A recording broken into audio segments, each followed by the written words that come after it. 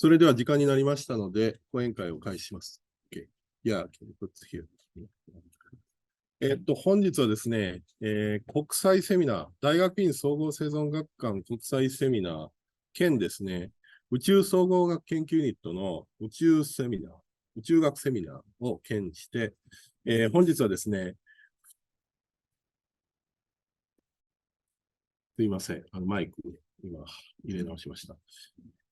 本日は宇宙開発のこれからと日本と題しまして、セミナーを始めます。Today I will introduce the international seminar and together with the USSS of the Kyoto University organizing the Spaceology seminar and title is Space Development and also the role of Japan.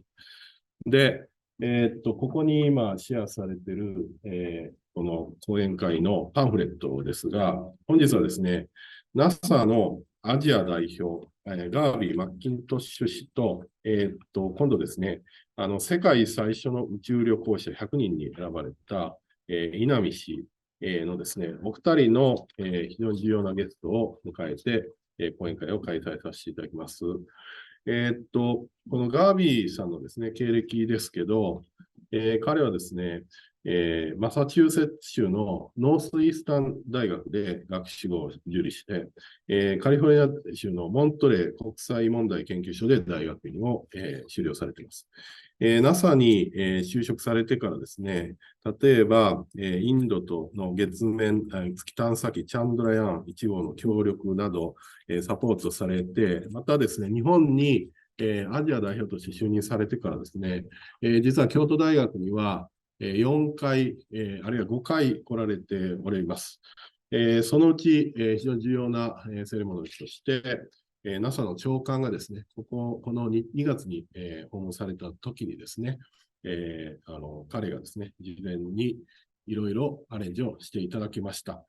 またですね、2019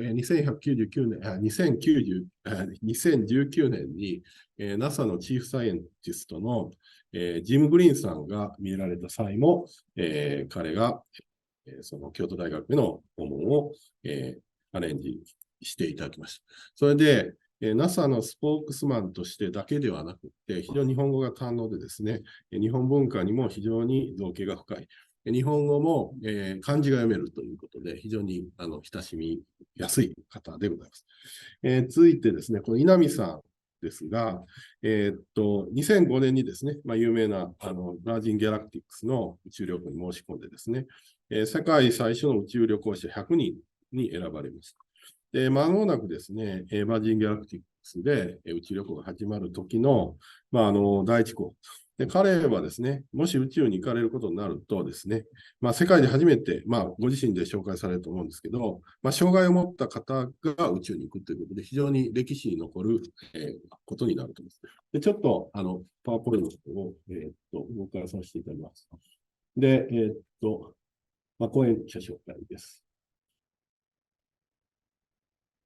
で、我々総合生存学館ですけど、ここはですね、東一洋館と高志望っていうのがありまして、これはですね、合宿型研修施設です。で、我々、総合生存学館の大学院生はですね、ここで、研修をしながら、あるいはですね、ここの次に、見えるような、国際、次行かない。この次のスライドに行かないか。これで終わり。そうですね。こんな感じでですね、いろいろ若者をですね、世界に派遣しております。国連機関が多いんですけど、NASA ともですね、協定を今結ぼうとしておりまして、NASA への学生派遣も考えております。またですね、我々、この SIC 有人宇宙学研究センターというのを立ち上げまして、そこでですね、同宇宙飛行士で、明日、山崎直子宇宙飛行士とのイベントがあるんですが、こういった方と一緒にですね、宇宙開発に関する、研究を民間企業と行っております。で、これ最後にですね、それでは、今からですね、このガービー・マッキントッシュさんの、講演会を始めたいと思います。で、ガービーさん、日本語が、達者ではあるんですが、国際セミナーなので、英語でお話しいただきまして、私が、通訳をすると、いう形にしたいと思います。それでは、Can you come and introduce yourself? なんで、どうもよろしくお願いします。いや、Hello, everybody. Hello, everybody. Good. Thank you. Okay. How do I put my slide?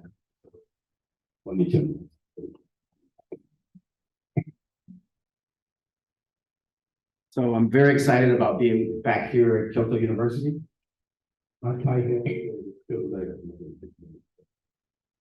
Last time I was here with the NASA administrator, the head of NASA, in February, and so it's really good to be back in Kyoto.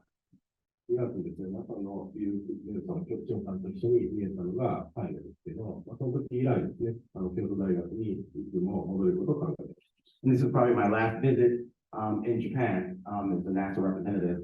I go home next Saturday, July 29th, after living 6 years here in Japan.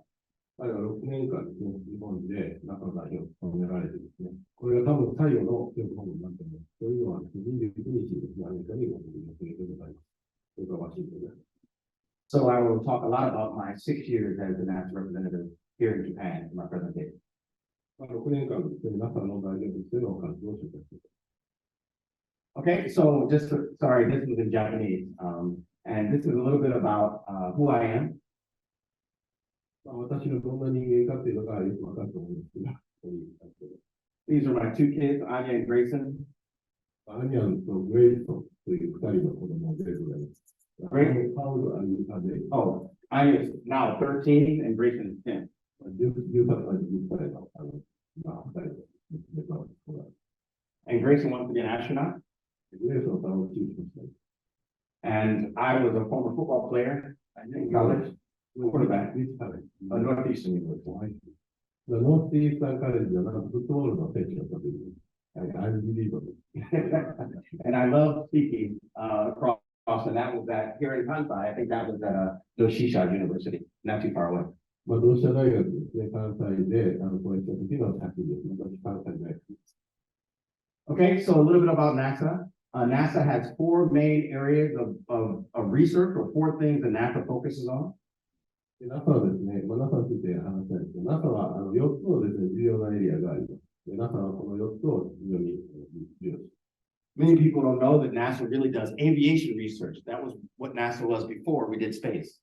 NASA はもともとですね、やっぱ航空宇宙工学のですね、研究の中心として、設立されています。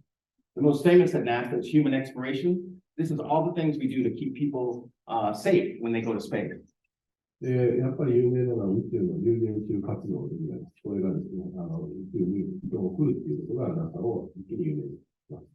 And we also do science because we send robots to many places in the solar system before we send humans. で、例えばですね、太陽系のほぼ全てのですね、ローバーがありますが、やっぱ NASA はですね、科学っていうのを重要していて、人間が行く前にですね、ローバーを送って、いろんなデータを取るということが NASA に重要です。And the most newest director we do is space technology. This is all the technologies we do to make sure we can do all of the science, human exploration, and aeronautics missions of the future. やっぱ宇宙のですね、飛行技術、あと探査技術を統括的に見て、どれだけ宇宙開発あるいは宇宙探査ができるかということを、一つ大きなミッションになっています。This is my boss, Bill Nelson, who came to Kyoto in February, and NASA has 10 centers all across the United States.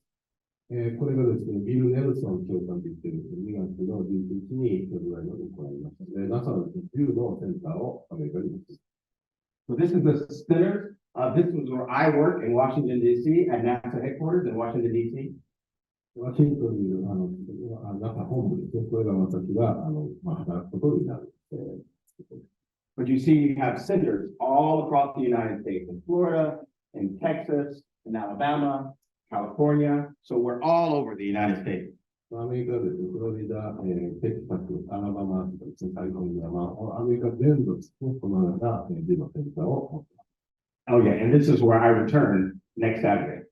Next week from Monday, I will be working in Washington, D.C. 7月29日に日本を立った後ですね、私はこの中のヘッドクォーターで働くことになります。Okay, I'm not an engineer, I'm not a scientist, I'm not an astronaut.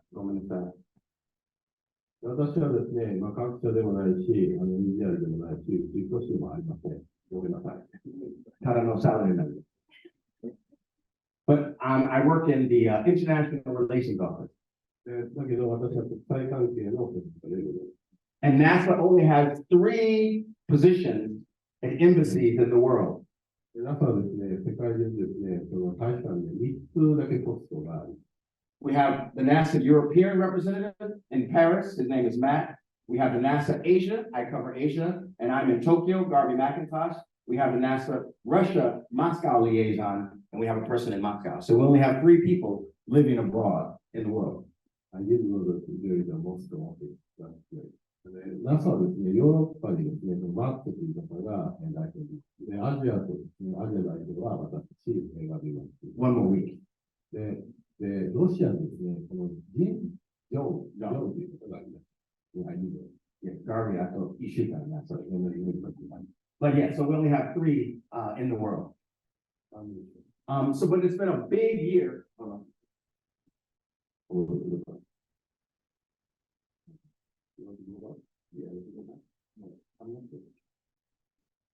Okay, I don't know, I lost the file. But it's been a big year for space between the US and Japan. やっぱりですね、2022年というのはアメリカと日本でですね、宇宙開発の非常に重要な年でございます。This event was in Tokyo, and we had the NASA administrator, the next minister, and the US ambassador to Japan, Rahm Emanuel. これですね、このテレビに映っているのが有名な人ですね、日本の文化学者の大臣とですね、アメリカ大使ですね、がこうやって協力したんですが、And we decided in this meeting that Japan and the US would continue to work together on the International Space Station to 2030, and we will cooperate on the Artemis program. これはですね、やっぱ ISS をですね、2030年ですね、一緒にやるっていうことと、それはオフィシャルにしたのと、アルテミス計画でのいわゆる日米協力にされています。So it was a big announcement. 重要な話です。Oh, I thought this is mixed up. So before that, when President Biden came, him and Prime Minister Kishida decided that we also wanted to work together. This was in May of 2002. At the highest level between the United States and Japan, the Prime Minister and President Biden committed that the United States and Japan work very closely in space. やっぱバイデン大統領と岸田首相がですね、この時にですね、実際にアメリカと日本がハイレベルで協力するということが、ここに確認されたわけです。And here again is my ambassador, Rahm Emanuel, and the Jackson president, Dr. Yamakawa. Yeah, did you know that Yamakawa was former Kyoto University president? Yeah. So a former Kyoto University president. This is very important. ここでですね、ノミ大使、実はネームがノミ、Rahm Emanuel. Rahm Emanuel大使ですね。と、あと、山川JAXA理事長ですけど、山川JAXA理事長、実は京都大学の教授でした。その前。And then another big event in January of this year, the Prime Minister of Japan, Kishida, went to Washington, D.C. and signed an agreement. Here's my ambassador again. Here's the NASA administrator. And they signed an agreement that we would work together more closely in all areas: human spaceflight, science, aviation, space education, all the areas of NASA at the highest level. We had the Prime Minister went to Washington, D.C., where I work, NASA headquarters. で、このようにですね、岸田首相とですね、この文化省ですね、林大臣ですね、バイデン、そして中のビル・ゲイツ長官、そしてですね、大使ですね、ラム・エマニュエル大使が、このようにワシントンで出てきます。It just shows you that US-Japan collaboration in space is so important. やっぱこれはですね、アメリカと日本のですね、宇宙での協業というかですね、協力が非常に重要なことであるということを、ここに証明しております。And I'm very proud for 6 years to be supporting right here in Tokyo this important relationship between the United States and Japan. 私はやはりその NASA のアジア代表として東京でですね、この日本とアメリカの非常に重要なこの強固な枠組みをですね、支えてきたという、これは非常に大きな自信でございます。So I just talk a little bit about the history. Many of you know that in 1969, we landed on the moon, but many of you don't know that we landed on this moon between 1969 and 1972, 6 times. Apollo 11, 12, 13 had a little problem. We launched but did not land. It's a famous movie. Apollo 14, 15, 16, and 17. 6 times we landed successfully on the moon.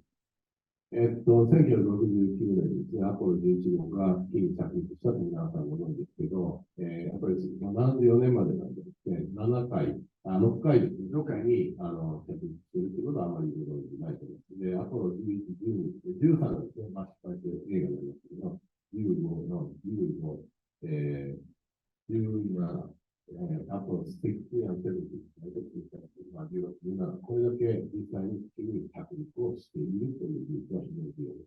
And that program was called the Apollo program.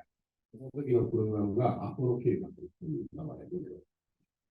And these are the men that first landed on the moon. He's the first man, Neil Armstrong. He's the second man, Buzz Aldrin. They walked on the moon. This person in the middle, Michael Collins, stayed in the capsule to make sure everybody was safe. 例えばですね、ニール・アームストロングとボキャン。Oh, sorry. Neil Armstrong, Buzz Aldrin, Michael Collins. マイケルさんはですね、この、ニール・アームストロングとボキャンは月の上歩いてるんですけど、マイケルさんですね、ちゃんと汚染でですね、2人が安全に歩くのを確認している。So I know everybody at Kyoto University is very good in math. 京都大学の学生が数学が得意だと思います。So if we landed 6 times, 2 people walked on the moon. That means in the history of mankind, how many? 12 men have walked on the moon. で、それを考えるとですね、12人がですね、月の月面上を歩いたということが分かる。Unfortunately, there were no women in the astronaut corps, so we've never had a woman walk on the moon. で、その時にですね、みんな男性だったんですね。だから女性の宇宙飛行士がまだ、この時代には達成できなかったです。After we finished the Apollo program, we had a new program called the Space Station Program. で、この後ですね、やっぱり宇宙ステーションプログラムっていうのを1981年に始まりました。And to build the International Space Station, we built a vehicle called the Space Shuttle. で、国際宇宙ステーションを建設するためにですね、スペースシャトルっていうですね、この路線を作りました。And all the parts that built the International Space Station were brought up by the Space Shuttle. Here's an example of a part going up to build the International Space Station.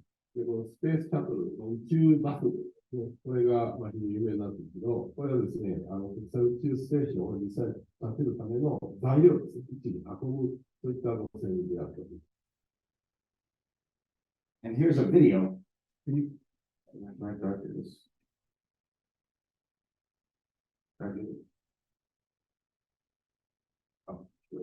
Oh. Wait, wait. Go back. Can you go back? Are you sure? Are you making? Oh, I'm going to. I'm giving away my whole presentation. Yeah, you have to. Okay, and then I go. Yeah. You come back. Come. これっていけます。Okay, video. Okay, so this is the International Space Station being built over many years.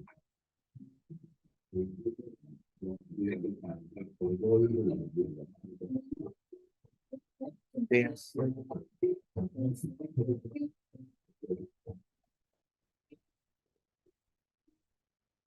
2008, 2009, Japanese parts being brought up.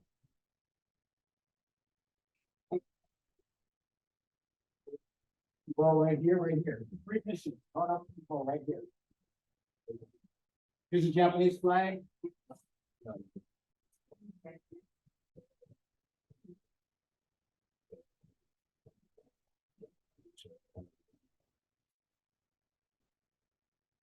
That's the International Space Station as it built today. And now it looks just like this. I play American football, so it's about as big as an American football field. 私はですね、さっき言いましたようにアメリカの選手なんですけど、宙ステーションというのはアメリカンフットボールの、コートと同じぐらいなんですけど。And here's the Japanese experiment module, which is the largest research module on the International Space Station. ここが希望モジュールなんですけど、希望モジュールっていうのは、この ISS の中で最大のですね、実験棟でございます。But this time, with the International Space Station, we work with many countries, the United States, Japan, Europe, Canada, and Russia, all work together to build the International Space Station. この国際宇宙ステーションというのは、日本、ヨーロッパ、カナダ、そして、ロシア、ユダヤ国、Japan, Canada, Europe, and Russia, and the United States. So 5 partners working together. And we've had major contributions by all 11 of the Japanese astronauts. All 11 Japanese astronauts have all been to the International Space Station. この11人のですね、宇宙飛行士がですね、みんな日本人宇宙飛行士がこの国際宇宙ステーションにいたんです。So interesting about this picture is like Koichi Wakata, he's been to the International Space Station 5 times. 若田光一さんはなんと5回のですね、国際宇宙ステーションに行かれました。And here's Doi-san, who's obviously a professor here at Kyoto University. 土井先生ですね、特定教授です。本日は参加されておられませんが、もう2回。But what's interesting about this picture is when they were wearing the blue on the orange spacesuits, they were flying on the space shuttle at that time. で、青いJAXAの赤いのが、スペースシャトルに乗るときに、オフィシャル And when you fly on the space shuttle or SpaceX, you have to communicate in English. もしその宇宙船のときは英語で喋らないといけません。And when the white astronaut outfits were flying, they were flying on the Russian Soyuz. And when you fly on the Russian Soyuz, you have to speak Russian. で、次はですね、白い宇宙機っていうか、ロシアのソユーズで宇宙に行って、実はロシア語を喋らないと、あれやってるんですね。So if you want to be an astronaut, study your languages. やっぱ宇宙飛行士になりたかったら、語学の勉強をしっかりしてください。Koichi Wakata just came back on mission 5, SpaceX mission 5. He came back 2 months ago. 若田光一さんがですね、何ヶ月か前に戻ってきましたので、こんな感じの宇宙で戻りました。Very international crew. 1 Russian, 2 from the United States, and obviously 1 from Japan. で、1人の日本人と1人のロシア人、そしてアメリカ人がいて、非常に国際色豊かな人でございます。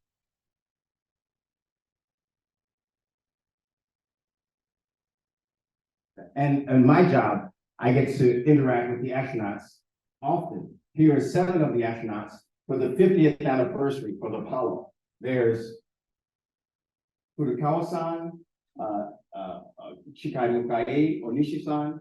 This is not an astronaut. Naoko Yamazaki, Mori-san, Koichi Wakata, and Kanai-san. Furukawa-san. He was the next. He'd go next, right? This summer. 向井千秋さんと、金井さん、大西さんと、大西さん。この人はastronaut、宇宙飛行士じゃない。And this is Naoko Yamazaki, Mori-san, Koichi, and Kanai-san.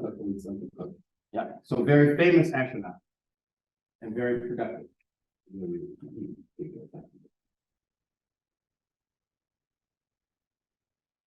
Okay, so Koichi came to the U.S. Embassy last month, and he had a chance to talk with the ambassador, and I got a chance to take a picture with Koichi. で、若田光一さんがですね、先月にアメリカ大使館の時に、写真を撮って。And tomorrow, one of my good friends, Naoko Yamazaki, will be here. And this is a picture with my son. And this is a picture at an event in Tokyo. これはイベントでですね、山崎直子さん、実は明日イベントがあって、このですが、ですね、あと、ナビさんのコメントで、What is Grayson? Grayson. Taylor. Yeah. 非常に楽しい写真でございます。And then 2 days ago, Noguchi-san gave me a present for working together in space. で、やはり宇宙飛行士ですね。野口さん。野口さん、is he professor of the University of Tokyo? Yes, freshman. 今、東大教授になっているこの宇宙飛行士、野口さんですね。2日前にこうやって、プレゼントをいただきました。And I mentioned that Senator Nelson, the NASA administrator, was in Japan last February. で、去年のこれ2月ですね、これ、京都市長とですね、リュウ・ネルソン、長官の夫人、そしてですね、is it Kishida? Is it Mayor of Kyoto? Mayor of Kyoto. Mayor of Kyoto. 京都ですね、二条城でセレモニーがありました。And then we came here to Kyoto, and thank you for having us here at Kyoto University. で、これがですね、京大でですね、今年の2月ですね、これ、ドリーさんと、このベルギーさんです。で、And here's my friend Yamanishi-san. Thank you. 私のことによります。富田さん、そしてドイツさん、リレーションズ、それからさんと、池本さん、そして、はい。The NASA administrator loves Kyoto and loves Kyoto University. So thank you very much. で、この時ですね、やはりそのビル・ネルソン長官が、やっぱり京都が非常に気に入ったということで、私も京都大好きです。My friend Nobuto-san and Yukari-san is here, and they do Space Startup Weekend. でですね、今日来られてるんですけど、福見さんと、あと、ヤブノさんですね。パナソニックですね。これは宇宙人クラブというのがあるというですね。それ、ちょうどこれ4月ですね。スタートアップウィークエンドっていうのをやりましたですね。その時の写真ですね。パナソニックの写真です。They have many ideas for new startups. And Japan, the startup industry in Japan is growing so much. So activities like this help people find new ideas for new startup companies. So you at your university, maybe in the future, you might want to maybe join Space Startup Weekend. So you can get some of your ideas and maybe if you're interested in space. で、やっぱりこの宇宙人クラブさんで、開催されていますけど、宇宙ビジネスのシードですね、スタートアップを競争するっていう、そういうイベントですね。勉強ではなくて、やっぱりそのビジネスに実際に乗り込んでいく。実は私も参加したんです。残念ながら賞は取れてこないんですが、しかし非常に勉強になります。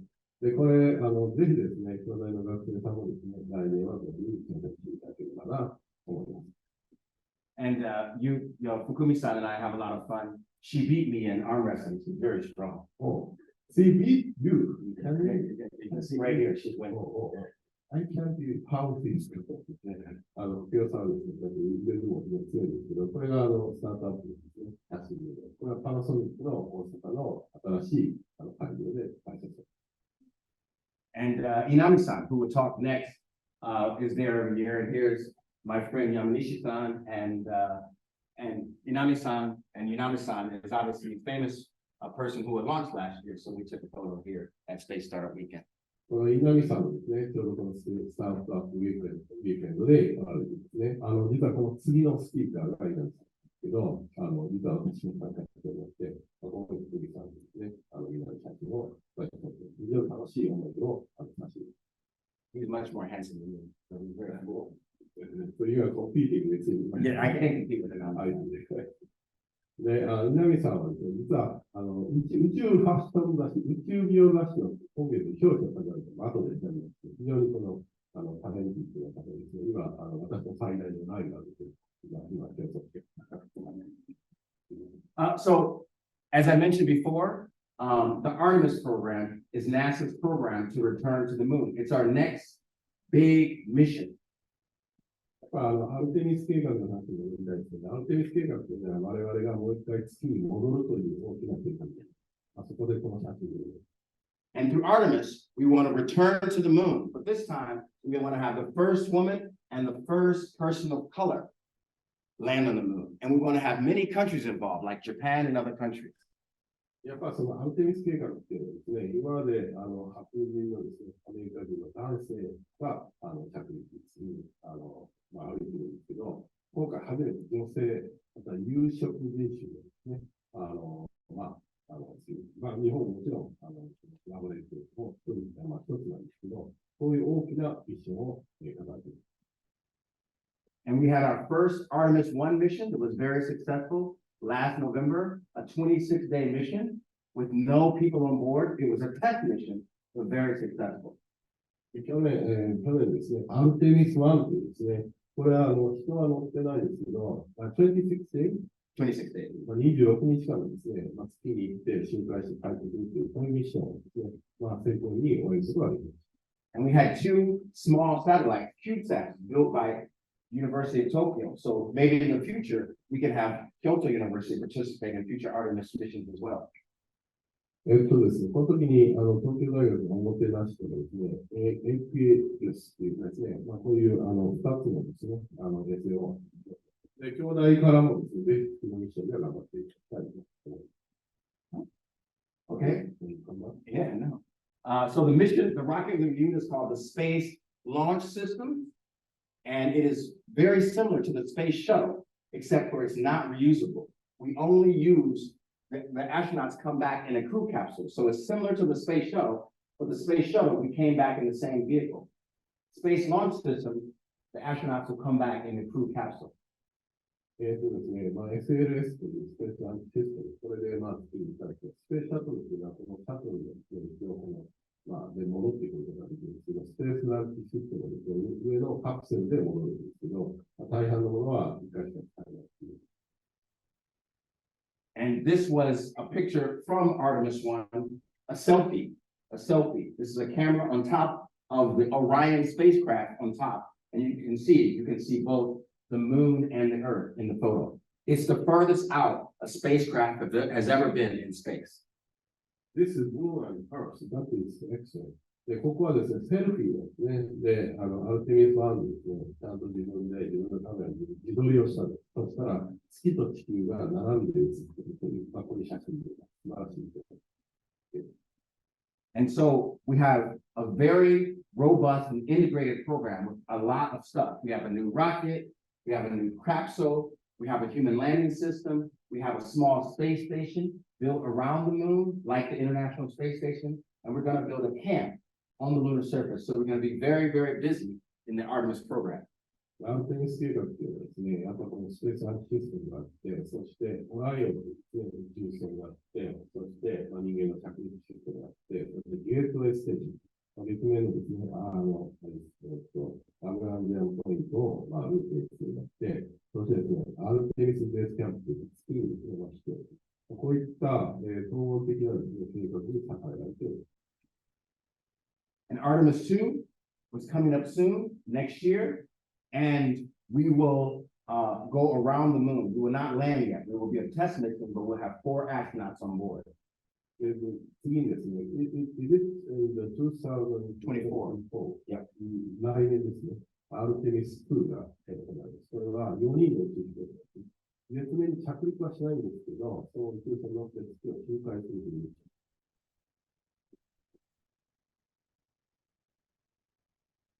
And here's the 4 astronauts that have been selected for the Artemis 2 mission. この4人がですね、このアルテミス2のミッションのに選ばれました。We'll have one Canadian, the first time a Canadian has ever been around the moon. 一人カナダ人ですね、これも最初のカナダ人の月面を周回した。And this is Victor Glover, the first time an African American astronaut has ever been around the moon. で、有職人士、アフリカ系アメリカ人ですね、初めてビクトー・ローバーという方が、パイロットで参加された。And Christina Koch, the first time a woman has ever been around the moon. で、クリスティーナ・ハーコックという、最初ですね、女性宇宙飛行士が月を周回した。And then Artemis 3 will be in 2025, and we will land on the moon for the first time since 1972. で、アルテミス3ですね、is it the 2025? 2025. で、2025年、その2年後なんですけど、これはですね、アポロミッションの1972年以降ですね、初めて、月面に着陸。This is the last is the 1972 or 1972. December 12th, 1972. で、12月とか1972年の、それが最後の月面着陸だったんですけど、それ以来ですね、初めての2020年の月面着陸を目指しているという。And so we have a human landing system, so they will come down to land on the moon from the gateway. で、これ非常に重要なんですけど、先ほど言いました、その南岸ジャンポイント、あるゲートウェイステーションからその月面に安全に人を乗せて着陸するという、このヒューマンランディングです。これが完成する予定でございます。 Built by SpaceX. で、これは有名なスペース X 社なんですね。But the main point is the ultimate goal for NASA is to go back to Mars. And so when we build an infrastructure on the moon, we want to learn as much as we can so we can eventually send humans to Mars. でやはりその、アルテミス計画は月面の計画ということで、知られてはいるんですが、我々の本当の目的が火星にですね、戻るっていうのは、もともと火星のミッションというのは NASA の基本能力だと。これに回帰するということが、So this is my last movie. Hold on. If I go back. これが私の最後の映像でございますが、ちょっとご覧になってくださいませ。NASA loves movies. NASA の一番ところを見るというのが大好きでございます。NASA people always have to end. ライフで。じゃあ、ちょっと、なんか、やりてください。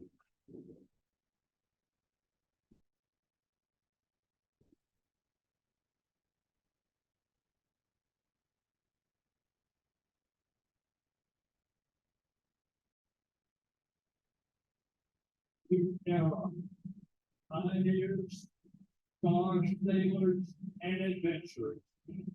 We're going beyond anywhere we ever went for Apollo.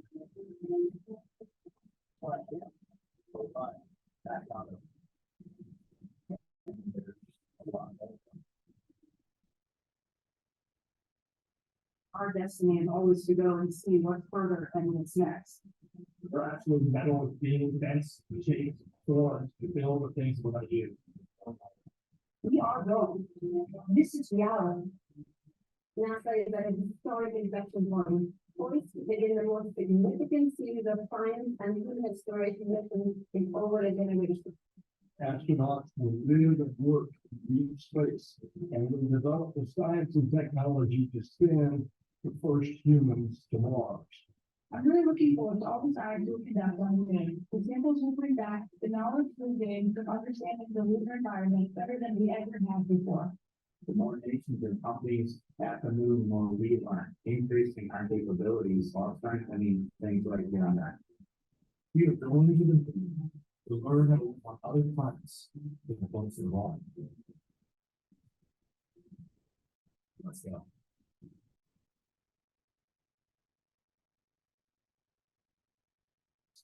So again, thank you. So again, thank you for having me today. 大変ありがとうございました。もう一度、お礼をいただきます。I always enjoy coming to Kyoto University. You guys have a very bright future ahead of you. If you're interested in space, I think this is a very exciting time. So I wish you all the luck in the world going forward. やはりですね、私はまた京都大学に戻っていきたいと思っておりますので、またですね、また皆さんと一緒に宇宙を目指していくのを楽しみにしておりますので、よろしくお願いします。Thank you very much. Thank you. Before you leave, just a feeling.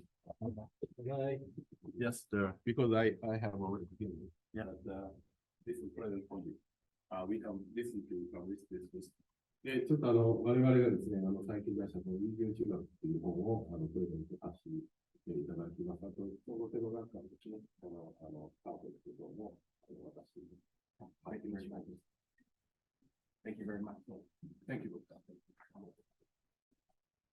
じゃあ、ありがとうございます。ただ、ちょっとですね、この、ガビーさん、変えられるので、質問をもしあれば、一つ二ついただいてもいいですけど、どうですかね、どうでしょうか。もうこの後、ちょっとすぐ変えられるので、もしあ、そうですか。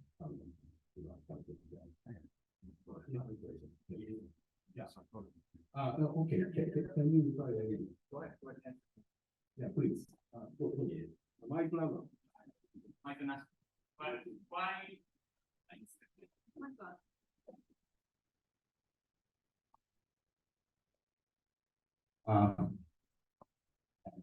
Why did NASA stop the moon development after Apollo project, and why did NASA restart the moon project? I want to know the reason. Yeah. なんで NASA がですね、もう一度これこのアンテミス計画っていう、もう一度月に稼ぎに行くっていう計画をやったんでしょうかという。So Apollo was for a specific reason. That was to beat the Russians. It was a very different time. The U.S. and Russia, former Soviet Union, I should say, former Soviet Union, were in competition in space. やっぱアポロミッションっていうのはですね、やっぱりこの月面ですね、当時のソビエト連邦、今のロシアとですね、もうこれは冷戦のですね、レース、宇宙でどちらが先に月に行くかっていうのが非常に明確なゴールがあって、そういう競争の中でできた計画。It wasn't a very thought out program. It was hurry up, get to the moon, and beat the former Soviet Union. And we didn't do much science. The only science we really got from Apollo was the astronauts pop rocks back in their pockets, in their shirts. That's really the only science that we did during Apollo. でアポロミッションはですね、科学の進展というのは、やはりそのロシアよりソビエトといかに早く行って、その中で唯一の科学というのは、月面のですね、誰かが月面の一緒に行って、それを分析して、月の生成の原因が分かったからですね、そういうところなんですけど。There were no international partners. There were no commercial players in 1959, between 1972 and 1959, 1972. It was only the United States and the former Soviet Union. で、やっぱ1959年と72年の間ですね、どこの国との協力もなくて、どこの民間企業の参加もなくて、ひたすら競争をやった。It was a big part of the overall U.S. budget, NASA. で、やっぱりですね、NASA が使ったのは非常に大きな国家予算を使ったんですが、その非常に大きな予算を使ってそういうことをやっていた。After 6 times landing on the moon successfully, there was no reason to continue the Apollo program. There was nothing else to do. で、やっぱり6回月面着陸を成功した後、それを続けるためのですね、要は政治的なその理由付けがなくなったわけですね。But we proved that we can send humans to the moon a far distance and bring them home safely. でやっぱりその月という遠くの場所に人を安全に送って戻り出したっていうのは非常に大きなことです。And then we built the International Space Station, and now we keep astronauts up there for 6 months. Koichi was up there for 6 months, up to all the way up to a year. So we know how to keep astronauts safe for long periods of time now in space. We know so much more about space. やっぱ宇宙ですね、長期的に人を送って滞在するということが、その後、国際宇宙ステーションで6ヶ月滞在という実績があって、1年すら滞在できる。この実績というのは非常に大きい。And after we stopped the Apollo program, we did not stop exploring the moon. We know so much more about the moon today. やっぱりそのアポロミッションが終わってですね、月の観測自体はどんどん進んで、月のことは非常によくわかるようになりました。As a matter of fact, we know that there's water, lots of frozen water on the North and the South Pole. We didn't know that in Apollo. で例えばアポロミッションの時は北極と南極に氷があるっていうことが分からなかった。今はそれが分かるんです。多分ちょっとあと一人しかないんです。すいません。はい。And so it's a perfect time. We have commercial partners, we have international partners. We know a lot about the moon. We know we can teach how to keep humans safe for long periods of time. As a matter of fact, the base we're building is on the south pole of the moon, close to where we believe there's lots of water. だから月の南極ですね、非常にたくさんの水があってですね、非常に安定しているということで、やはり我々は月の南極を目指すということで。And if you ask me, the most precious resource in the solar system is water, because we know to keep humans safe, or you can drink it, you can grow food, you can split it up between hydrogen and oxygen to make fuel. So we can get to the water on the South Pole, we can do that sustainable approach towards staying on the moon.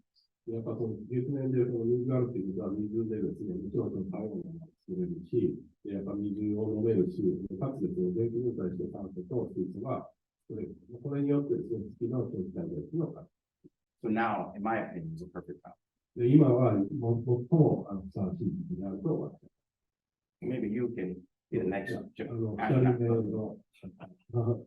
あ次は月面を目指してます。Can we move to the next Sure. question? Thank you for your Can you mic on? Thank you for your wonderful speech with their news. But as a space nerd, I wish there was more legal information. Well, my question is about space debris.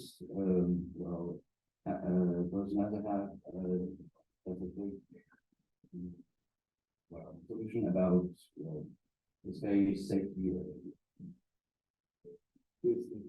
Yeah, NASA はスペースデブリがですね、今増えていて、それに対する何かソリューションをお持ちでしょうか、何かお考えです。Yeah, so first of all, you'll never find, or at least I know of, debris in space contributed by NASA. We have a deorbit plan for all of our missions. 皆さんちょっと知ってるんですけど、NASA がですね、やったスペースデブリっていうのはないんですよね。Maybe, but I don't know. But NASA はですね、ちゃんとスペースデブリが出ないようなミッションを心がけているということを、まずお伝えしたいと思います。So we know it's a problem. We have an office in NASA that looks at space sustainability, space debris. But for NASA, we have a way. We know all of the things we're going to get. We know how we're going to get it down. Right now, the space station go to 2030. We're already working on how to deorbit the International Space Station in 2030. で、NASA はですね、2030年ですね、宇宙ステーションの、オペレーションのフリーズまでですね、こういった問題をすべて解決するようなプログラムを今、作っている。So we realize the problem, and we're trying to work for a global approach towards how to address space debris. I mean, it's just not a NASA problem. I mean, we are very active in space, but it's a larger problem. You know, there's stuff up there that's contributed by a wide range of people. So we need to find out a global approach to do it. I mean, NASA is a big part of space, but we're not the king of space. We're only one space agency. So we figure out how we're going to get our things out of space, but we want to work with other countries and other organizations like Astrofield here in Japan to figure out a global approach towards making the cleaning out space. 今、ご存知だと思うんですけど、例えばですね、日本のアストロスケールという会社がスペースデブリの会社になるというですね、そういった、例えばベンチャーも含めてですね、世界的な枠組みにですね、スペースデブリを継続活用するための、プラットフォームという方は、提供しようとしています。それは常に他の国との協力によってなされるべきで、我々は NASA というのは大きい機会ではありますが、ただの一つの国の一つの機会にすみませんので、スペースデブリの解決にはですね、世界的な役割、また民間企業の協力も必要です。But in space, in my opinion, it's the hardest problem that we have to face. How to clean out stuff that's floating around. If you have ideas, please let me know. Everybody's working on it, but it's not an easy problem. Stuff floating down space, it doesn't want to be caught. It's running around. We got to find a way to catch it and bring it down safely. So it's a very challenging problem. So we need smart people like you at Kyoto University to figure out how we're going to clean out some of that food. やっぱり宇宙ゴミっていうのはですね、スペースデブリを非常に高速で回転してですね、勝手に落ちてきませんから、それを安全にキャッチして非常に持ってくるっていうのは、難しい技術がいるわけで、京都大学の学生さんも非常に頑張っていただいて、ぜひ貢献してほしいと思います。頑張ってください。Okay, the time is already up. Before, I have one small gift for you. Oh, great. So these are, you have short sleeve shirts on the day, but these are cufflinks when you wear this nice shirt from the U.S. Embassy. So I wanted to say thank you for everything. Thank you for everything, and it's a great work. Thank you very much. Thank you very much. By the way, did you give the gift for all students? Yes. So 皆さんにギフトがあるので、どうですか？要するに、会場さんの一人一人ですね、中からの小さなバッグがありますけど、皆さん受け取られました。まだ。badges and Okay, you don't care. そうです。それは彼からのみんなです。皆さん、ぜひ受け取ったら、ぜひ今、感謝の手を見せていただけると、ぜひ。どうもありがとうございます。お帰りになりましたので、2番目の講演者の稲波紀明さんを横にさせていただきます。稲波さんですね、やはりその世界で最初の宇宙旅行という2005年ですね、そんな時代にですね、なんと、20万ドルの手に入れられて、まだ1回ですね。まだ20年、もうすぐですけど、やっぱりすごいのはですね、その間に宇宙に関する様々なですね、様々なサラリーマンまでやるんですね。あと、アメリカでも勉強されて、で会社も立ち上げられてですね、やっぱり宇宙ビジネスの実は最先端オールドスペース、ニュースペースってお聞きになった方いらっしゃる。オールドスペースっていうのは、JAXA さんとかも含めた、いわゆるその既存の宇宙ビジネスと書いてあるんですけど、やはりニュースペースって言って、これから宇宙を引っ張っていくための、いわゆるその新しい宇宙ベンチャーの、実は、この稲見ビジネスランドっていうのは、まさにその中心的存在だと言えると思います。自らもやっぱ宇宙に行ってですね、それを証明する。やっぱどんな人でも宇宙に行ける時代が来る。私がその最初にそれを証明するっていうことで、稲見さんが、説明されます。で、今日はですね、日本語なんですけど、ちょっと英語も最初、半分ぐらい混じって、講演していただくということで、それじゃあ、皆さんよろしくお願いします。Hi, nice to meet you. Thank you so much. Thank you so much. Thank you so much. My name is Inami. I signed up the Virgin Galactic Space Tourism 25. So that's why I'm waiting for space travel almost for 20 years. That's a very long time. Yeah, I know. And I'm very glad to speak here, Kyoto University. And here is a very nice place, kind of planetarium. Yeah, I can see now stars, so many stars. That's a very nice place, I think. Yeah. Thank you so much, Yamasuki-san, to invite me. Yeah. And at first, I wanna give you a movie. Could you start movie? This is a summary of my space tourism. But this is kind of Japanese movie.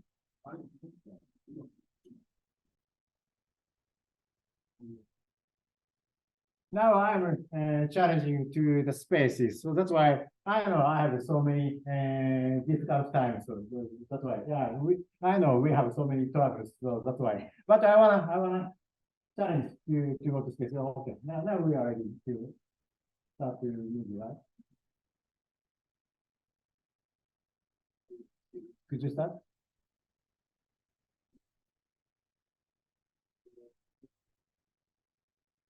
Yeah, I know. Space is very hard. Yeah, I know. No problem. Yeah.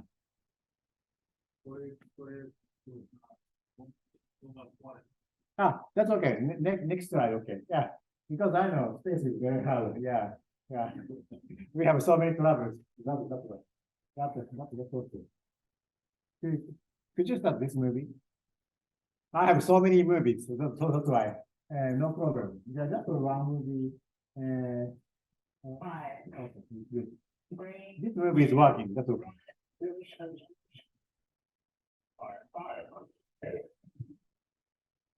This is real space travel movie.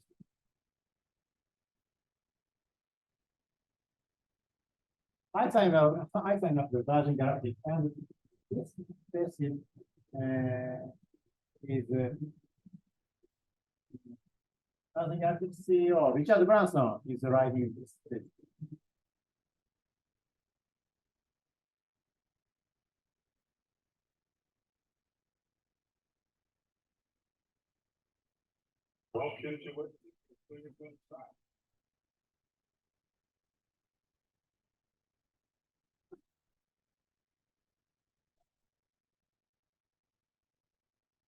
If we reach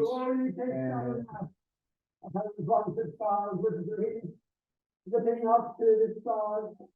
Now, I'm an adult in a spaceship with lots of wonderful adults looking down to our beautiful, beautiful Earth. For the next generation of dreamers, if we can do this, just imagine what you can do.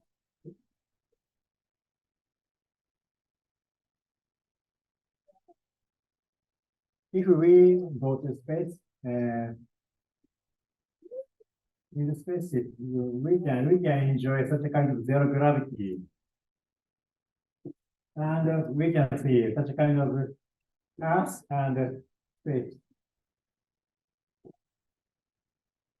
When I go to space, I want to see these things.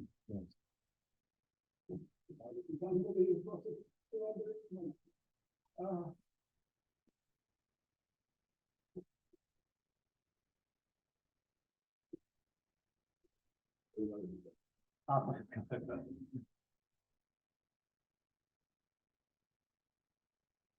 そうですね、これは、バージンギャラクティックのですね、本当の生の、実際に宇宙に行った時の、映像になります。それはですね、特別、映像をいただいてきまして、今日ですね、皆様にお伝えしているということになります。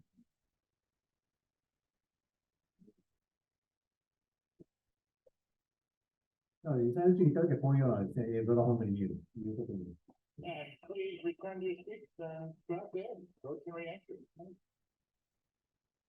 そして地球に戻ってくる前には、シートに戻ってですね、シートベルトをつけて、そしてまた地球へ再帰に行くということになります。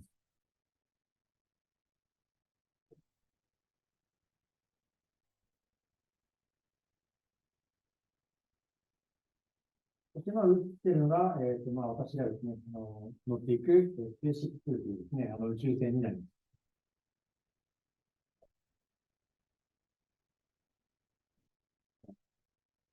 ネクストライトです。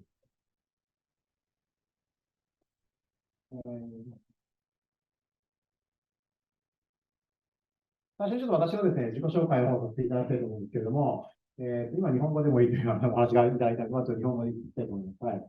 私はですね、もともと愛知県に生まれまして、今ちょうど46歳なんですけども、28歳の時にですね、宇宙旅行に申し込んでですね、20万ドル、当時のお金で言うと2300万円にですね、お金を支払いまして、世界で最初のですね、宇宙旅行者に、選ばれました。当時はですね、2005年に申し込んで、2008年にはですね、宇宙に行けるというふうに言われていたんですけれども、それからですね、宇宙旅行が延期をしてですね、途中でその宇宙船が爆発したりとかですね、いろんな事故とかもあったりしてですね、スケジュールが伸びたんですけれども、やっとですね、宇宙旅行が再開しまして、8月10日からですね、宇宙旅行者がついにまた飛び始めるというふうに聞いています。なので私はですね、一応予定で言うと、年内か来年ぐらいには一応宇宙に行けるというふうに言われています。はい。なので宇宙に行く前のですね、おそらく京都大学での最後の講演になるんじゃないかなというふうに思います。はい。はい、そうですね。さっきの人は、ガービーはワシントンに行く前の最後の、京都大学の講演。で私は宇宙に行く前の、ね、最後の講演ということで、はい、最後は続いていますけれども、はい。そして、宇宙旅行の訓練として、6G の訓練と、あと無重力訓練をですね、終えました。そして今日ですね、私が着ている服なんですけれども、これが、6G の訓練時にですね、着ていた、生の服になります。なので、講演が終わった時にですね、なんか写真撮りたい方がいたらですね、一緒に写真を撮るからできますので、もしよろしかったらどうかなと思います。はい。どう違うんですか？6G の服がまずですね、やっぱり、一応6G の服とさらにですね、実際宇宙旅行に行くときの宇宙服っていうのがあるんですけれども、やっぱりバージョンがどんどん上がっていまして、やっぱりまずこの 6G の服を着るとですね、着ているだけでテンションが上がるというですね、すごいなんか効果がありまして、宇宙服もそうなんです。宇宙服もなんか着ているだけでなんかテンションが上がるんですけども、はい。で、当時はプーマというですね、会社が、この服を作ったんですけれども、今は、宇宙服は、アンダーアーマーで作るということでですね、当時やっぱり勢いがあった会社が、やっぱり契約しているということになります。ということですね。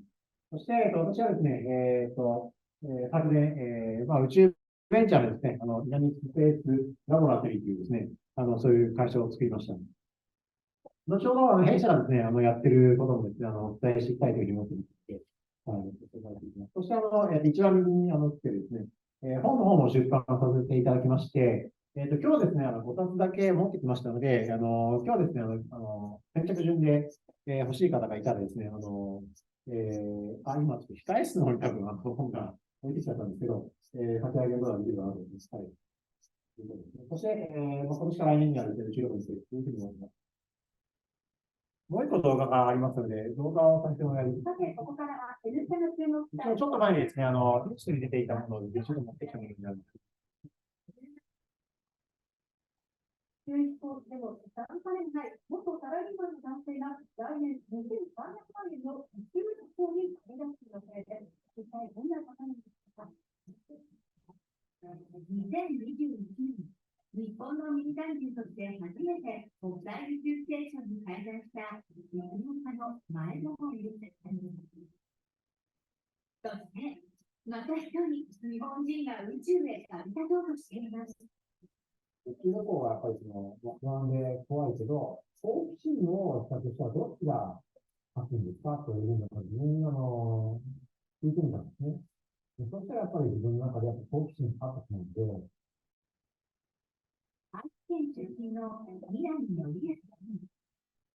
宇宙飛行士でもなければ、持参加でもありません。コンサルタント会社に勤務する普通のサラリーマンの人です。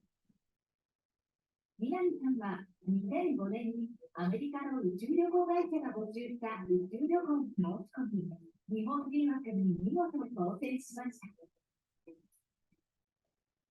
しかし、その費用は当時は20万円に書いてて、2300万ぐらい払ってもいいかっていうのを、ちょっと大体やめてくれてるようですね。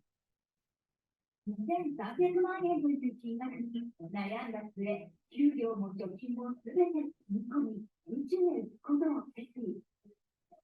2008年の打ち上げに向けて、訓練などの準備を進めていました。ところが、事故などで宇宙船の開発に遅れ、実現しないまま17年の月が流れます。演奏してる時よりも、演奏の話し方をするわけです。今のような、リスクが高いというか、より面白い生活が遅れてるんじゃないかなと。そして、いよいよ来年、宇宙の遠足が実施される可能性が出てきたのです。普通のサラリーマンがなぜ宇宙を目指したのか、17年間どんな日々を過ごしてきたのか、その姿に迫ります。来年、宇宙旅行に旅立つかもしれません。愛知県としての元サラリーマンでいらっしゃいます、稲盛にました。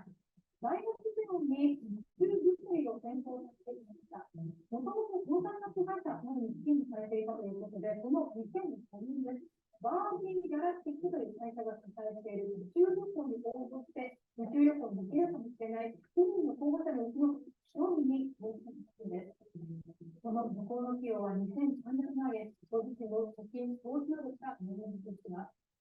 17年間も続けて、そしていよいよ来年、この宇宙旅行が実現するかもしれないということです。そうですね。考え方になっていて、そういう中で、ご自身の素直に常になる。先だなと思ってます。自分の年間的には甘いけど、よく頑張りましたね。2300万円を支払いしてるんです。そうです。もう支払い入れて、17時間の壁。本当に自分のファンの人からの途中不安になってないんですよ。次の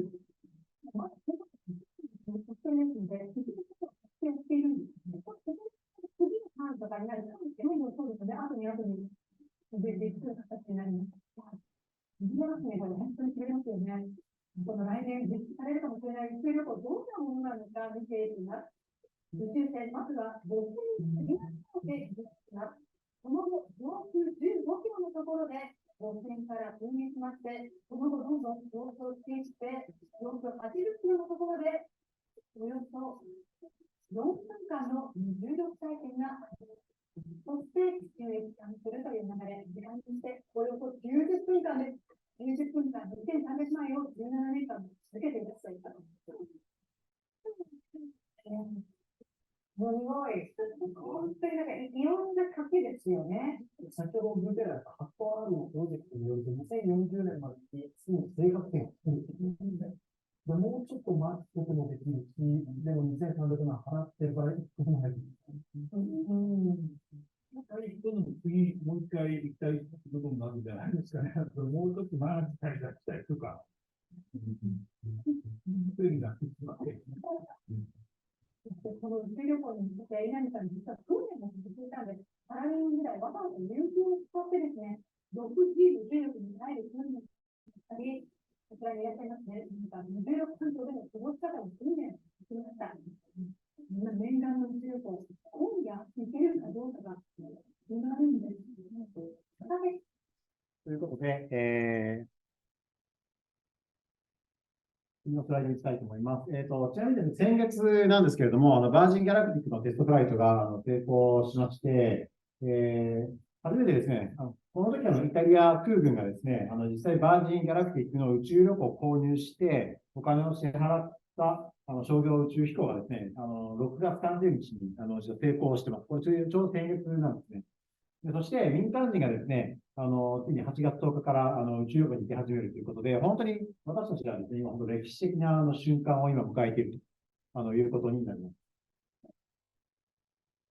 そして、こちらがですね、私が申し込んだ時のパンフレットなんですけれども、これ本当に2005年にですね、こういうようなパンフレットが、クラブツーリズムからちょうど出ていて、そこで申し込んだということになります。で当時はもう2008年なんですけど、もう当時のチラシを見ていると、いかに嘘だっけかっていうのは今見ると、本当に思うんですけれども、もう打ち上げ場所もカリフォルニアだったし、もう至るところで嘘ばっかりあるんですけど、そんなこと言ってもしょうがないんですけど、はい。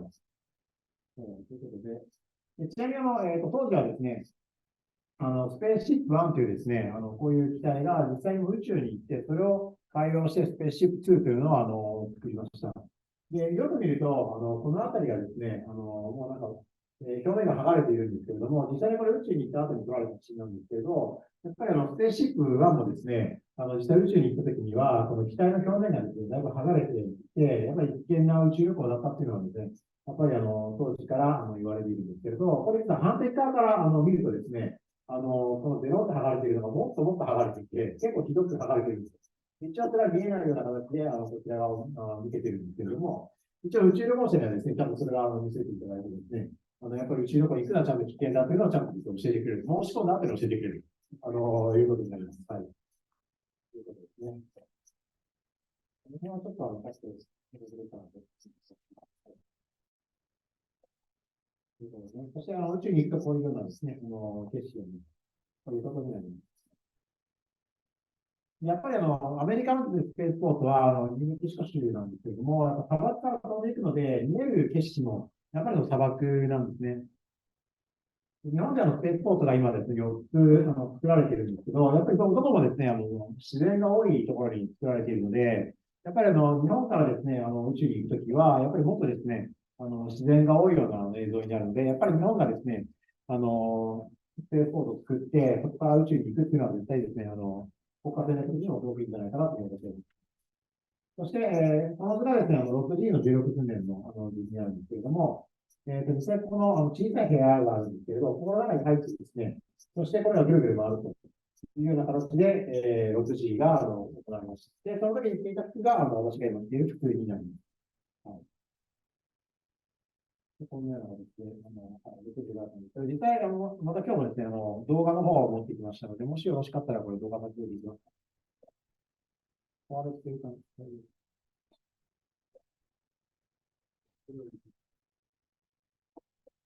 ょっと長いので。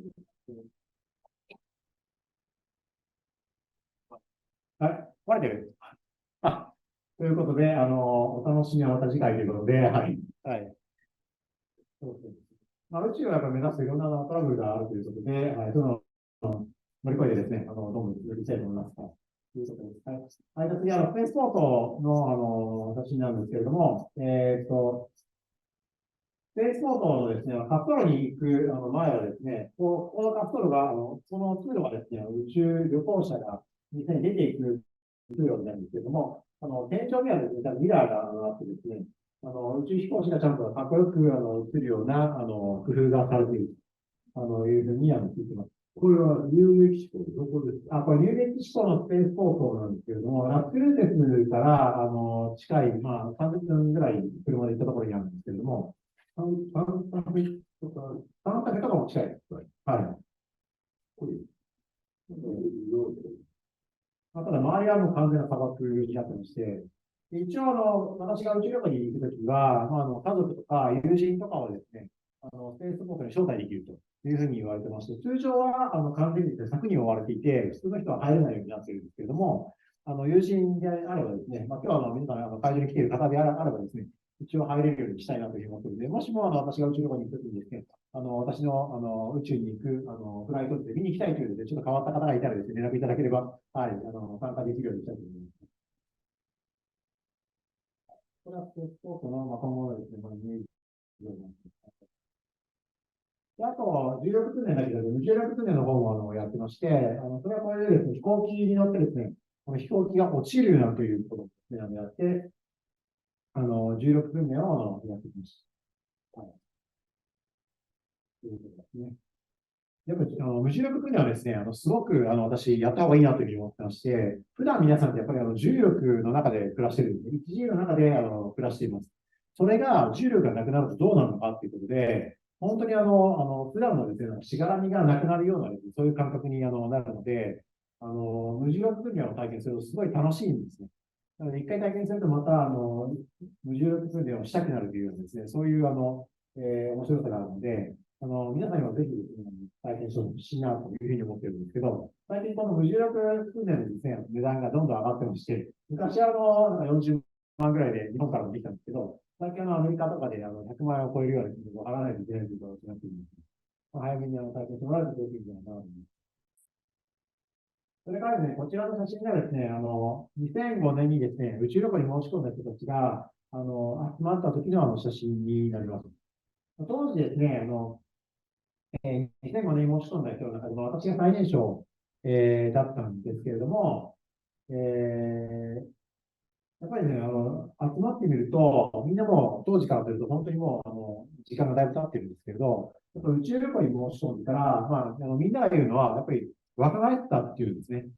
結構申し込んだ時60歳以上の方もすごく多くて、もう結構80歳近いような方もすごく多いんですけれども、なんかみんな話を聞いてると、なんか申し込んだ時よりもですね、人生が楽しくなったとか、生き生きしてるというようなことがあったりするので、やっぱり宇宙旅行に行くと、宇宙に行くとですね、やっぱり若返り効果っていうのはあるんじゃないかなというのは私、一番に思ってます。はい。ということですね。はい。そんな感じです。であと、私の会社のこともね、ちょっとずつ説明していきたいと思うんですけども、そろそろ今ですね、宇宙ビジネスがすごい活況だというふうに言われてまして、いろんなところでですね、どんどん事業が拡大していくというふうに言われていると思うんですけれども、今まではですね、宇宙業界というと、大体政府のですね、お金をもらって、ロケットを作るなんてことが多かったんですけれども、これからですね、どんどん宇宙に行くだけでなくて、今回ですね、火星で人が飛び始めるなんていうですね、そういう時代を迎えてくるので、弊社はですね、そういうような、時代に先駆けてですね、いろんな準備をしていくような会社だったりします。私が考えているですね、宇宙ビジネスはですね、やっぱり既存の宇宙業界だけじゃなくて、既存のですね、いろんな業界と掛け合わせてですね、新しいビジネスを作っていくというのがですね、これからの新しい宇宙ビジネスなんじゃないかなというふうに思っています。ということですね。例えば、宇宙ということで、実際弊社はですね、スペース X、アメリカのスペース X ともですね、契約をしまして、提携しまして、人工衛星を作ってですね、宇宙に打ち上げるなんていうこともですね、できたりするんですね。なので、宇宙に何か持っていきたいということを、希望があったらですね、弊社に行っていただければ、実は宇宙に持っていきたいですということで、はい。先生がですね、多分何かいろんなものを持っていきたいというところ、そういうのもですね、ちょっと宇宙とか月とかに持っていきたいなというふうに思ってます。はい、銀河鉄道。いいですね、銀河鉄道が、はい。そうですね、持っていきたいと思います。はい。ということですね。で、実は私が作った人工衛星これらのですね、人工衛星の表面にですね、お客様とか、あと私のイラストもですね、掲載させていただきまして、それを宇宙に打ち上げたということになります。なんか人工衛星の表面にですね、人のイラストを描いて宇宙に打ち上げたので、スペース X のですね、長い歴史の中でもですね、私が最初だったということで、新しいことをどんどんですね、やっていくというような会社になります。ということですね。はい。最初はですね、スペース X とかで、宇宙にですね、何か送るだけじゃなくて、実は来年ですね、最近だとiSpace が、月を目指すということで、どういうことかもしてるんですけれども、実は弊社もですね、来年ですね、月輸送を実は手段を確保しておりまして、月にですね、物を届けるというようなことも、していけるようになりました。はい。そして、ちょうどですね、今日はですね、サービスをリリースさせていただこうと思ってるんですけれども、正式発表はもうちょっと後になると思うんですけど、一応ですね、Wish to the Moon ということで、なんとですね、月にですね、メッセージを届けるサービスをちょっと始めました。これ、しかもですね、すごいの無料で、月にですね、メッセージを届けることができるということで、ちょうどですね、ここに QR コードがあるので、もしよろしかったらですね、皆さんもここから読み込んでいただいて、メッセージを送っていただければというふうに思います。ここでQR コードを読み取っていただいて、LP に行くんですけど、そこからですね、実際にメッセージを届けていただくと、弊社がですね、そのメッセージを受け取って、実際はデータ化します。で、そのデータ自体はですね、皆様にも一応送られるようになるんですけれども、その集めたデータをですね、来年、4月から6月の間に打ち上げられるロケットで月に運びたいというふうに思っているので、しかも無料なので、はい。これは大規模ですね。そうですね、ちょうど今日ですね、はい、リリースしましたので、もしよろしかったら、今ちょうどですね、QR コードをですね、弊社のスタッフが、配布してますので、もしよろしかったら、そこから読み込んでいただいてですね、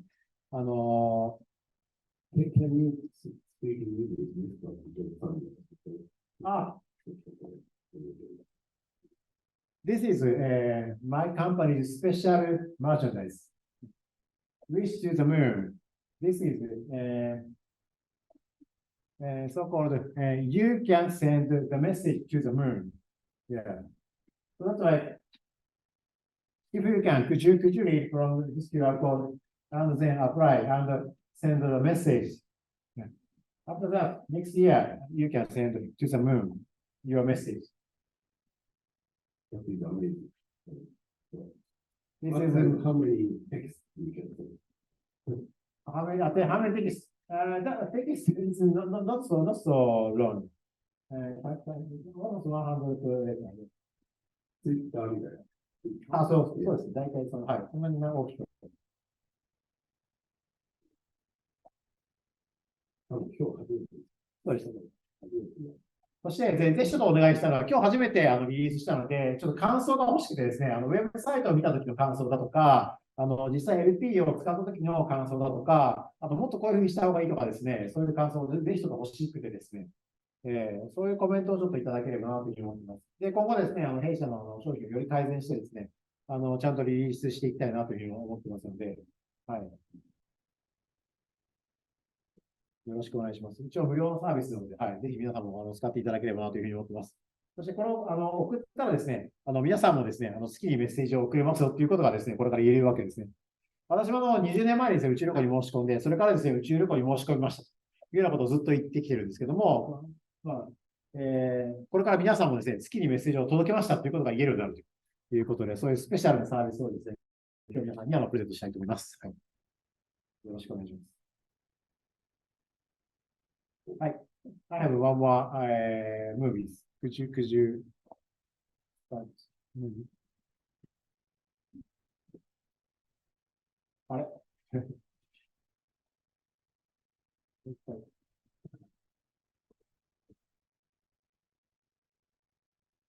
弊社がですね、宇宙に打ち上げるのはですね、何もその、人工衛星とかですね、メッセージとかだけではありません。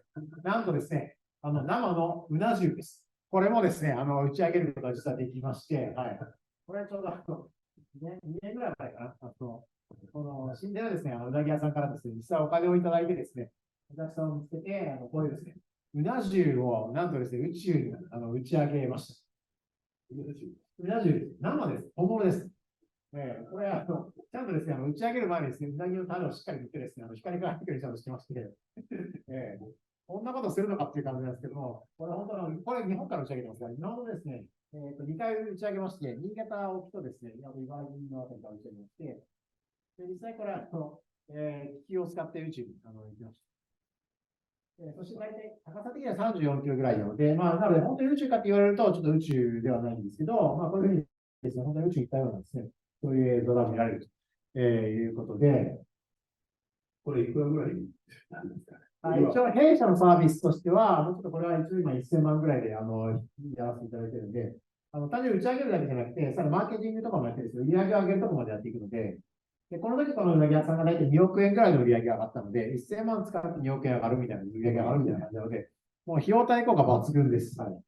すごい。そういうようなサービスも実は弊社やってたりしますので、もしよろしかったらですね、はい、弊社にですね、ご依頼いただければいいと思います。はい。ULA ではですね、こういうことなんです。皆さん何で言ってるんですかね。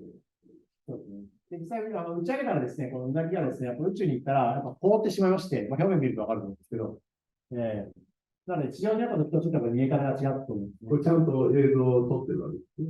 もちろんです。はい。最後はどうなった？最後は、ですね、気球をですね、割ったんです。気球を割りまして、そして、このうなぎをですね、また地上に落としまして、そして落とした後に、そのうなぎを食べました。食べました。はい。すごい。はい。そしたらやっぱり味がですね、やっぱり全然違っていまして、地上で食べるやっぱりうなぎと違ってですね、宇宙の味が、しました。どの辺が宇宙の味？まず一つがですね、凍ってまして、あと、海に一回落ちてるので、非常に味が塩辛かったですね。でもよく見つけましたね。それは一応 GPS つけてるんで。海に着陸して、落ちた時にバシャンとかってめちゃくちゃなったんで。一応ですね、気球をですね、複数つけてるんですよ。なので、1個目のでかい気球を割った後で、あとパラシュートとかもついてるので、ゆっくりと地上に落とすようになってるんですね。はい。ということをしてます。なので、はい、もう、ご要望があれば何でも打ち上げられますので、なので、最初にやっぱり銀河鉄道とか持ち上げるのもいいんじゃないかなと思ってますので、ということですね。ということで、なので、弊社は本当にいろんなものを打ち上げられたりするので、打ち上げたらですね、やっぱり実際に打ち上げるだけじゃなくて、マーケティングもしっかりやってですね、この時はツイッターにですね、アップをしたらですね、いいねが 5.6 万回もついたということで、いいねが 5.6 万回ということは、珍しいので100万人以上ということで、結構世界中にもですね、知られたというようなことになりました。はい。なので、すごく面白い事例が作れたので、なので、またですね、何か宇宙に打ち上げたいものがある方はですね、ぜひ一緒に打ち上げていきたいなというふうに、いうことですね。そんなようなことも弊社はやっているし、あと、宇宙だけの医療ということで、例えば宇宙研究とかですね、こういうのを作ったりとかですね、もう何をやってるんだっていう形で、本当にいろんなことをやったりします。はい。ということですね。で、あと、社内主義かもしれない。ということで、そうですね。はい。本当にいろんなことをやっていくということで、ちょっとあまり、インタビューするのは、もうそろそろ時間ですかね。もうちょっと。はい。ということで、宇宙をですね、なぜ目指すのかということなんですけれども、やっぱりですね、私たちはやっぱり日常生活を送っていくと、やっぱり視野がですね、やっぱり狭くなりがちなんですね。私はやっぱりですね、学生の頃もそうだったんですけれど、やっぱり目先のことしか見えていないというですね、自分がすごくよくありました。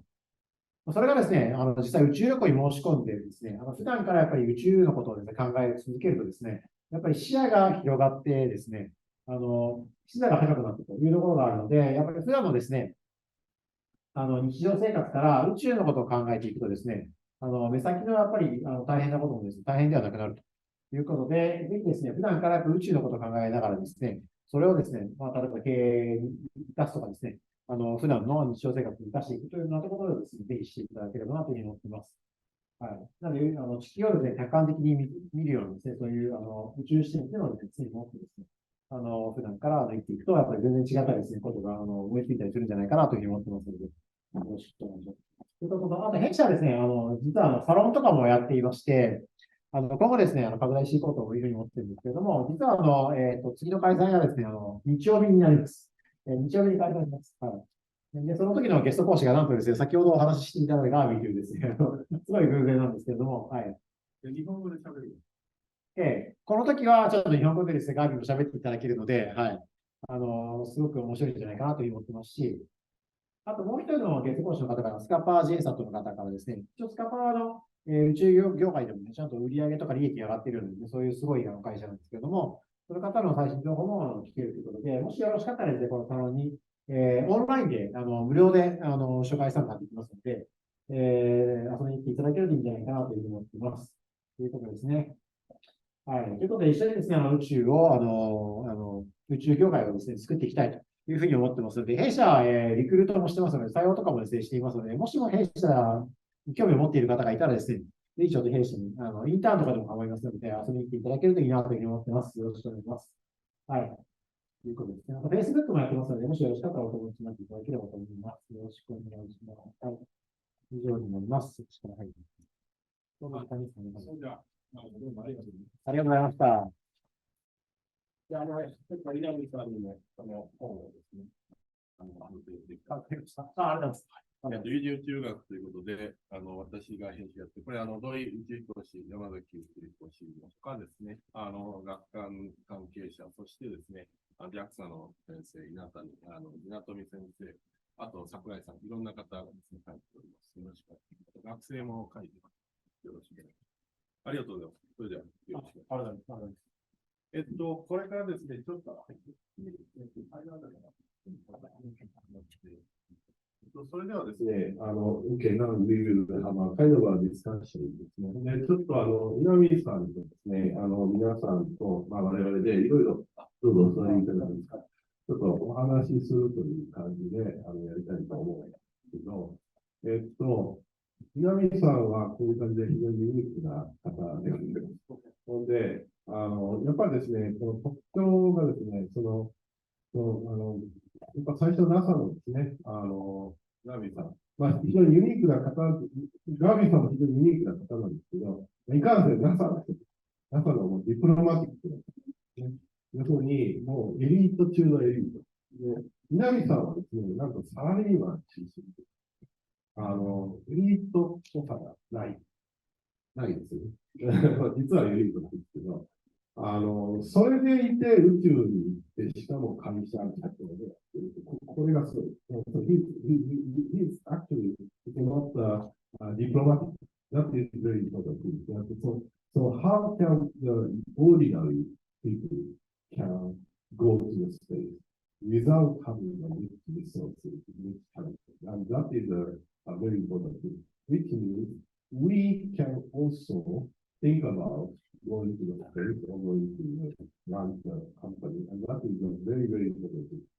で、今、オールスペースとニュースペースって言ったんですけど、結局、世界ですね、NASA、日本で言うと JAXA、そしてですね、日本で言うと、一日銀行とか、とか、あるいはITI とかですね、そういった宇宙をがっちり見た、組織があって、それにですね、何もない会社ができて、それが宇宙を目指せるっていう、こういう時代ですね。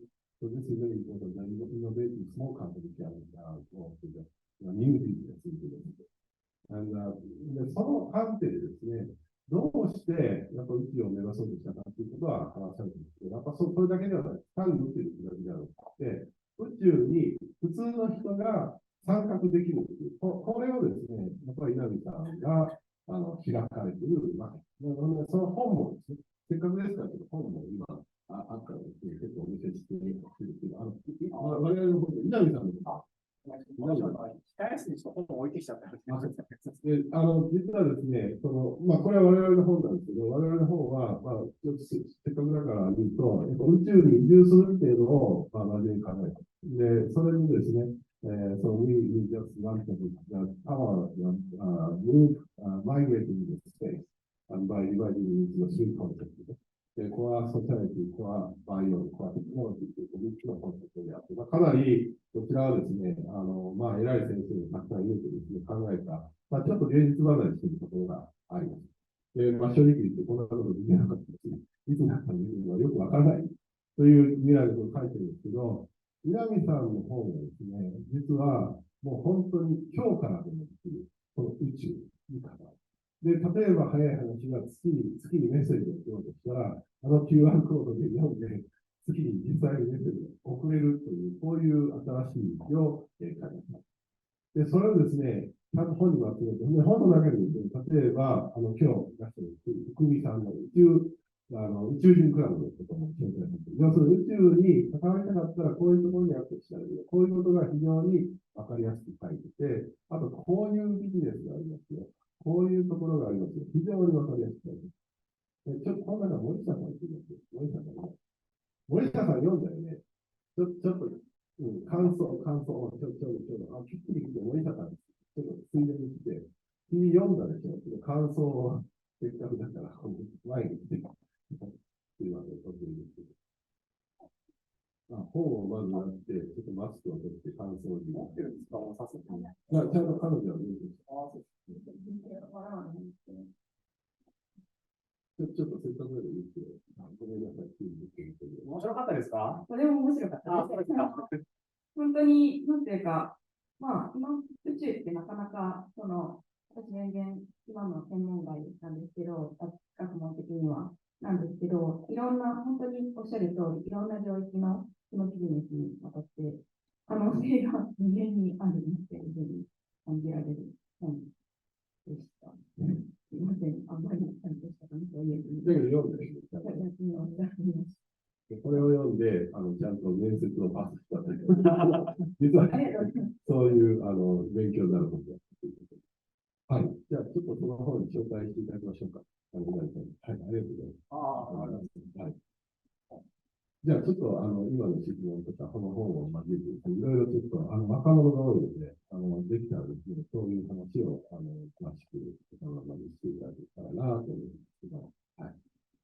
この本はですね、本当に宇宙ビジネス、私が宇宙旅行に申し込んでから、大体20年ぐらいになるんですけれども、当時からですね、どういうことが起きてきたのかということで、どちらかというと宇宙ビジネスの観点ですね、まとめたような本になってます。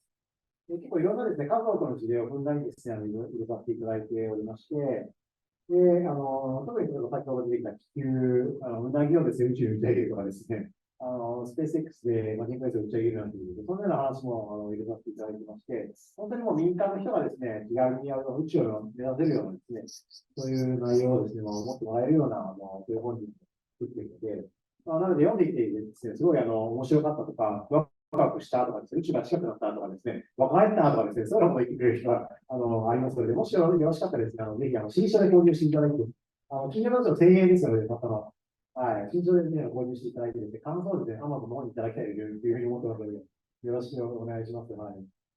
So, this is the text introducing the new space about the long experience about space and also leading company which can be listed in this list. And if you can take a look at this by Amazon and put the comment.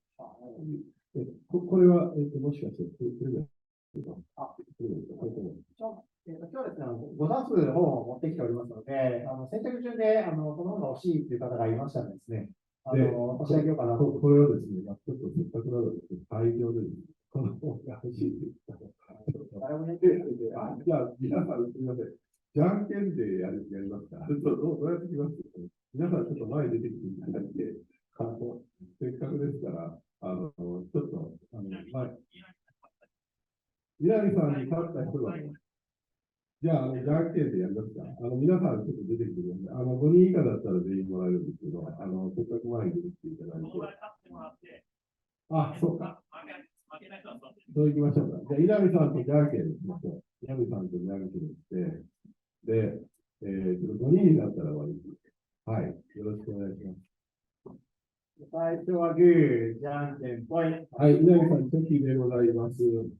パーの人はダメですね。チョキはいいんですか？チョキは必要です。チョキは引き分け？チョキは大丈夫です。チョキは大丈夫ですか？はい、じゃあ、はい、じゃあ、1回戦は、じゃあ2回戦。最初はグー、じゃんけんぽい。次は、グーなので、パーの人が勝ちますね。チョキの人は負けたので、座ってください。すみません。じゃあ、あんまり減ってないんだ。はい。じゃあ、第3回戦いきましょう。最初はグー、じゃんけんぽい。じゃあ、グーなので、チョキの人が座って、で、パーの人が。これ、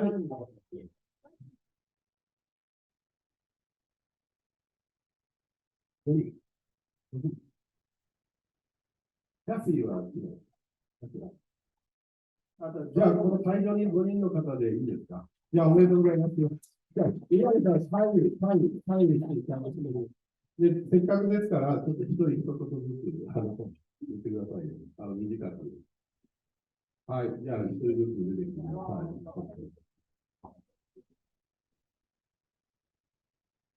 わかった、一言だけ。はい。はい、おめでとうございます。おめでとうございます。すごい、宇宙を身近に感じ取っていただきます。はい、お願いします。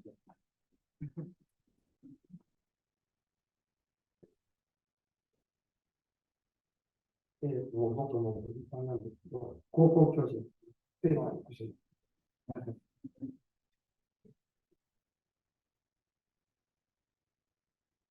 ぜひ、本をもらった方で SNS とかでつぶやいていただけるといいかなと。Okay, I'm a student in GSAIS and I feel really happy and glad to hear your Hanashi. I heard the story. I'm very happy to hear your speech and I'm very inspired by your spirit of exploration. Thank you. Oh, that's great. Thank you so much. Let's go to space here.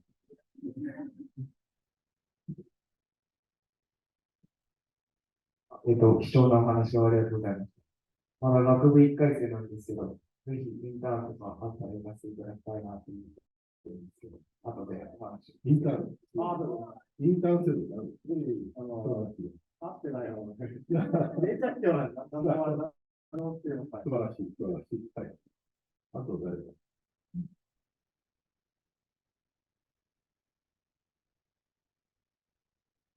ありがとうございます。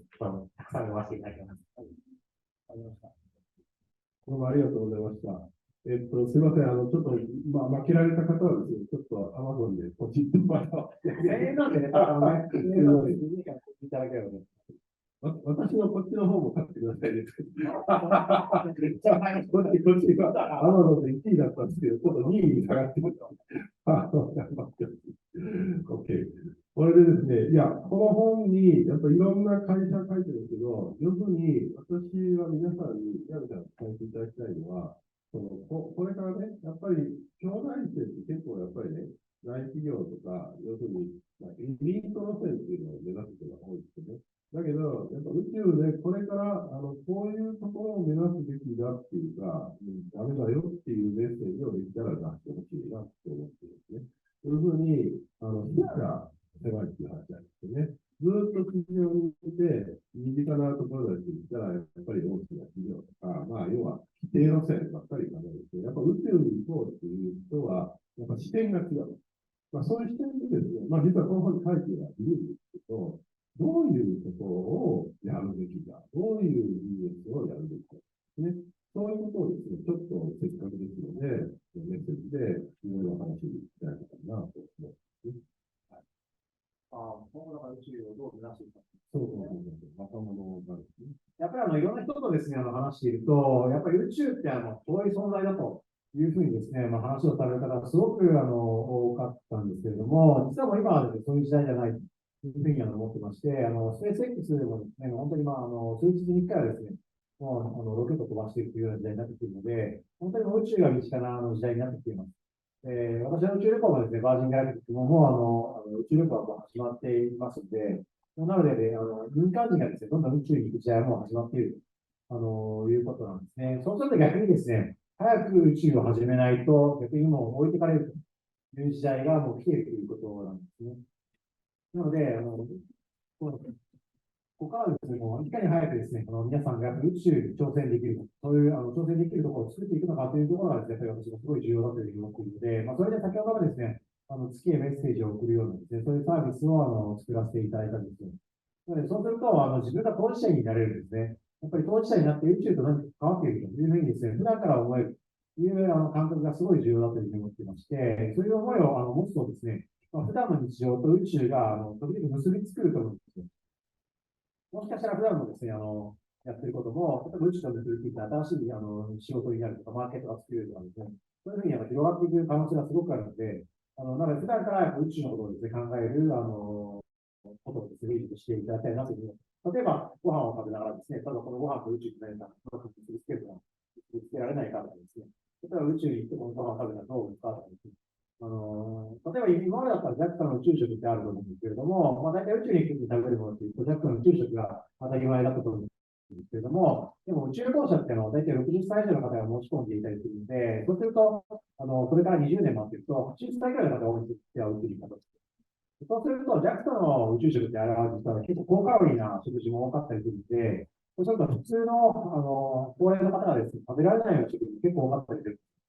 そうすると、宇宙旅行者向けの新しいですね、例えば、健康食とか、介護食に近いようなですね、そういう宇宙旅行者向けの食事を作っていかないといけない。ということで、そういうようなことをですね、作るような取り組みをしていかないといけない。そういうようなことをですね、例えば、普段の日常生活で考えながらどうしていけばいいのかというのを考えていくと、そこから新しいですね、ビジネスにつながっていくんじゃないかなというふうに思っています。これから例えば宇宙でどんどん民間人が行って始めると、例えば宇宙でスポーツをどうしていくかとかですね、宇宙でエンタメをどうしていくかとかですね、宇宙で医療をどうしていくかとかですね、そういうようなことをどんどん考えていかないといけないというところで、そういうことをしている企業ってほぼいないんですよね。なので、そういう企業をどんどん作っていかないといけない。で、それを作っていける原動力は誰かといったら、まさに今会場に来ている皆さんだというふうに私は思っているので、皆さんがですね、実際にもう宇宙を、ね、目指しているそういう企業を作っていくということが本当に何よりも必要なんじゃないかなというふうに思っています。宇宙のマーケット今はですね、まだまだ小さいんですけれども、これからですね、間違いなく大きく拡大していくというふうに言われているので、まだまだブルーオーシャンでやってみない領域なんか本当に数多くあったりしますので、そういう時にですね、やっぱり皆さんの若い力がですね、宇宙に出ていくということがすごくいいのかなというふうに思っているので、そういう皆さんのためにですね、弊社はどんどんインターンを受けてですね、宇宙業界を活性化するような取り組みをどんどんしていきたいというふうに思っておりますので、今日の講演だけじゃなくてですね、今後もですね、末永くですね、弊社とも付き合っていただければなというふうに思っております。あと、今日はですね、せっかくお会いできましたので、例えば私が宇宙旅行に、ちょっと、テレビとかメディアとかに出ると思うんですけれども、そしたら、この人知ってるよとかですね、皆さん自慢できると思いますので、そういう中で、末永くですね、私のことを逆に活用していただければなというふうに思っております。はい。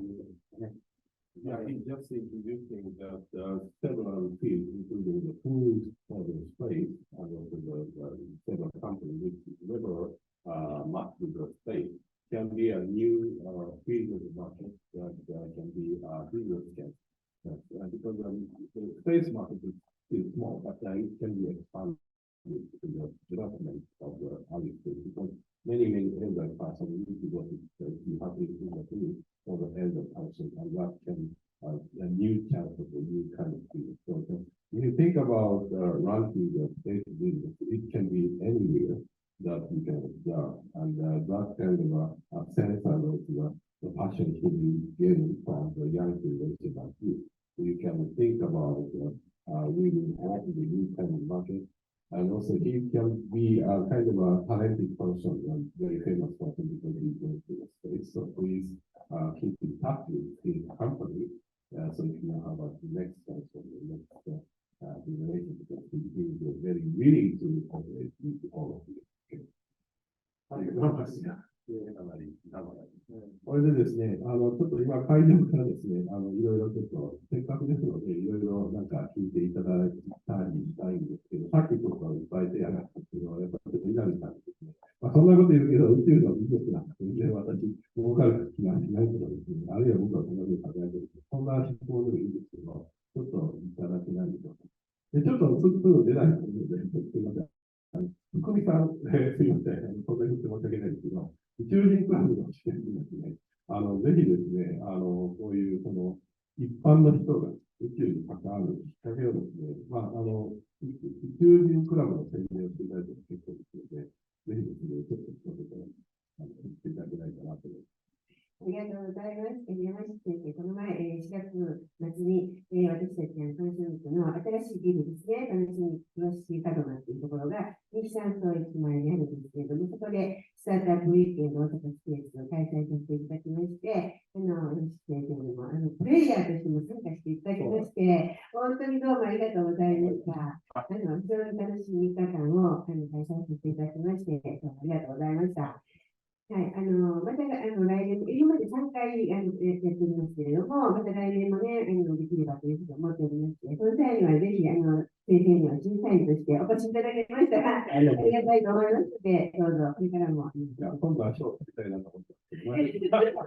先生、審査員とはすごく腕があって、素晴らしいと思いました。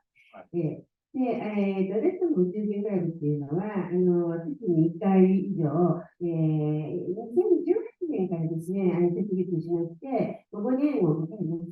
それとこれまで5年間、月1回以上、ずっと、一回もね、欠席することなく、続けてまいりましてですね、今、大体500人程度、いろんな方、登録していただいてまして、いつも参加する人っていうのは大体50人とか40人とか50人ぐらいにいますけれどもね、いろいろそういうことで、いろんな、オンラインイベント、その他、季節もののイベントとかね、開催しております。会社ではですね、パナソニック株式会社で事業開発センターにいて、新規事業というところにいるんですけれども、そこで何度かね、宇宙ビジネスでね、うちの会社をね、引き込んでいくことも一生懸命頑張っているところです。やっぱりですね、まずは宇宙といってもですね、一般的に宇宙系の企業ですね、非宇宙系っていうんですかね、そういう企業ですと、宇宙の話なんかしたらね、もう宇宙人には止まれるんですよ。何がすのというふうな感じで。でもそういうの中でもね、やっぱり運営と2040年は日本月に人がつきますよと。若い人にとってみれば宇宙って言ったら、宇宙の未来、もうそばにある未来なんですよっていう話。一生懸命してですね、それでもまた宇宙に扱いされてですね、そんな困難をしながらもですね、一歩一歩前進していくうちに、少しずつ宇宙の、仕事ができるように、ちょっとなってきているという段階で、先月、宇宙食のね、宇宙食と、未来の、生活みたいな感じの、講演も、自分ちがちょっと講師という形でしましたらですね、若い方々中心に非常に喜んでいただいてですね、そんなふうにですね、宇宙というのことに対して興味関心を持つ人っていうのがすごく大きい。だからこそ、やっぱり企業もそういったところに、宇宙ビジネスっていうようなところに、真剣にね、関わっていくようにできればいいなと思ってですね、日々努力をしているところです。ということで、ちょっとだけお話で、宇宙美容なんとかってあって、あれについてちょっとお話しいただきます。稲見さんが知らないんですけど、宇宙美容、宇宙と美容がどうつながるかという、これもちょっと新しいです。せっかくですから、お話しいただきます。映像あります？ホームページってあってますかね。宇宙美容シンポジウムっていうのは、私も過去3回参加させていただきましたけれども、もともとニューヨーク、ブロードウェイの、方々の髪の毛とかを、セットとかをやっていた、カリスマ美容師さん2人の方が、設立されてるんですよね。そうですね。だから、どんどん民間人が宇宙に行くときに何が必要なのかといって、例えば宇宙飛行士の山崎直子さんが宇宙に行くときは、口紅を塗るぐらいしか化粧ができなかったということで、今までだと宇宙空間とか、パウダー状のものが使えなかったですね。なので、ほとんど化粧ができなかったということなんですけれども、でも、今回ですね、民間人がどんどん宇宙に行く時代を迎えてきてですね、やっぱり美容のですね、ニーズも高まっているということで、例えば結婚式の前によく綺麗にしてるなんてこともよくあるじゃないですか。なので、今回はですね、逆に宇宙旅行に行く前に、その宇宙旅行に行くための、美容を考えるということが、やっぱり必要になってくるんじゃないかなというところで、そこに先駆けてですね、なんか私が実験台になってですね、いろんなプロの人からですね、実際髪の毛をセットしていただいて、化粧をしていただいて、いう人もですね、セットしていただいて、写真を出していただくということで、そういうことをさせていただいたんですけど、それが去年ですね、今回の第4回のところ、第4回の美容師のですね、そこに乗って、それでなんか稲見さんの表紙を飾って、私の表紙あれで、多分どっかに、これ、福見さんもそうなんですか。福見さんも出てて、で宇宙と美容という組み合わせを私も初めてなんですけど、そういう、すごいですね。それをちょっと意義を語っていただけると思った。そうなんですね。やっぱり宇宙に行くときは、当然も本当に宇宙船の中にもいろんなカメラが常にですね、ありまして、常に見られる、常に撮影されるというですね、そういうまず状況があります。なので、やっぱりいかにですね、しかも一生に一回みたいな状況ですは、なので、そこの映像をいかにきれいに撮るかというところが、やっぱり非常に重要になってくるので、しかもターゲットは、普通の民間人というよりも、どちらかというと、やっぱり富裕層になってくるので、やっぱり実際ですね、美容に対してお金を結構かけるようなそうだったりするので、なので宇宙に行く前にしっかりと、魅力的な自分になってですね、トライができる宇宙に行くときだけじゃなくて、普段の日常生活からですね、より魅力的な自分になってですね、宇宙旅行の準備をしていくということで、全くですね、違った人生が送れるんじゃないかなというところの送りますね。これかっこいいですよね。これ、稲見さん、この表紙かなっていう。これなんていうんだっけ？ミラー。ミラ鏡です。私は実は足が義足の障害者だったりするんですけども、私は障害者で初めて宇宙の仕事をしています。で、左側の足のところ今、ちょっとそれが見えてるんですけども、一応ここにスペースチップのですね、イラストが描かれています。はい。これすごい、ちょっと今初めて公開ですけど、実は、稲見さんは片足義足なんですよ。あ、そうです。はい。で、これをなんとファッションなしでこう公開されて、すごいかっこいいです。僕もびっくりしたんですけど、実は私、人工関節になっている話をした稲見さんを僕は義足だ。二人で足をこう見てみながら、そういうことがあったんですけど、やっぱ本当に初めてなんですよ。宇宙に障害者がいるって。やっぱ宇宙飛行士は、そもそも障害だったら宇宙に行けませんし、宇宙飛行士で選ばれませんので、なので、民間人でやっぱ宇宙に行き始めてやってきたのかなというところで、今後やっぱり宇宙旅行者って若い人だけじゃなくても高齢の方とか、体が不自由な人も宇宙に行き始める時代が来ているので、そういう方がちゃんとですね、宇宙に行けるような時代を作っていかないといけないので、特に障害者代表として、私が最初に宇宙に行って、Can you use a handicap person, one that is artificially made? Did you have an accident? Yeah, because I had actually, yeah, actually. Very unbelievable. Yeah, very strong. かっこいいと思うんですよね。こういう感じで、なんか普通、そういう紹介ってもっと、なんていうか、ドロドロとした紹介と、これかっこよく紹介してますよね。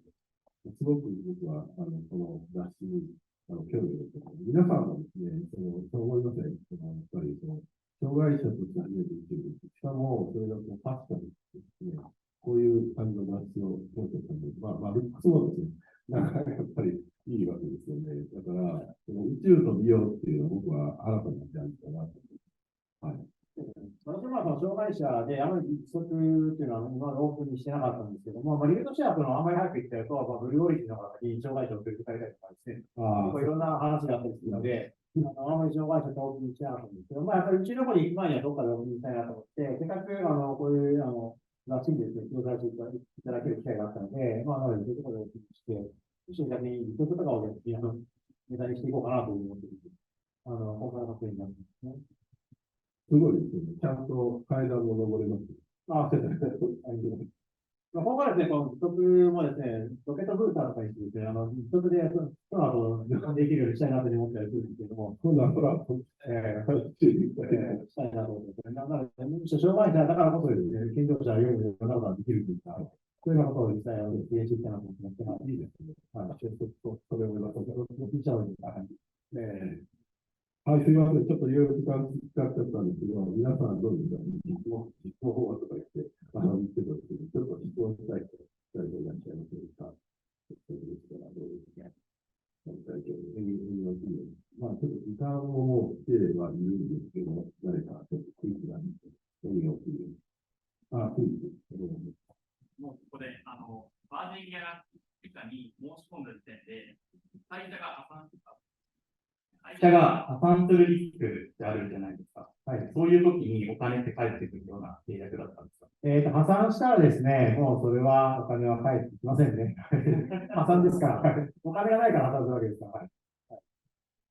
そのリスクを踏まえて、そうですね。やっぱり申し込んだときに、まずバージングループということで、リチャード・ブランソンが集めているというところで、昔からリチャード・ブランソンは私が好きだったんですね。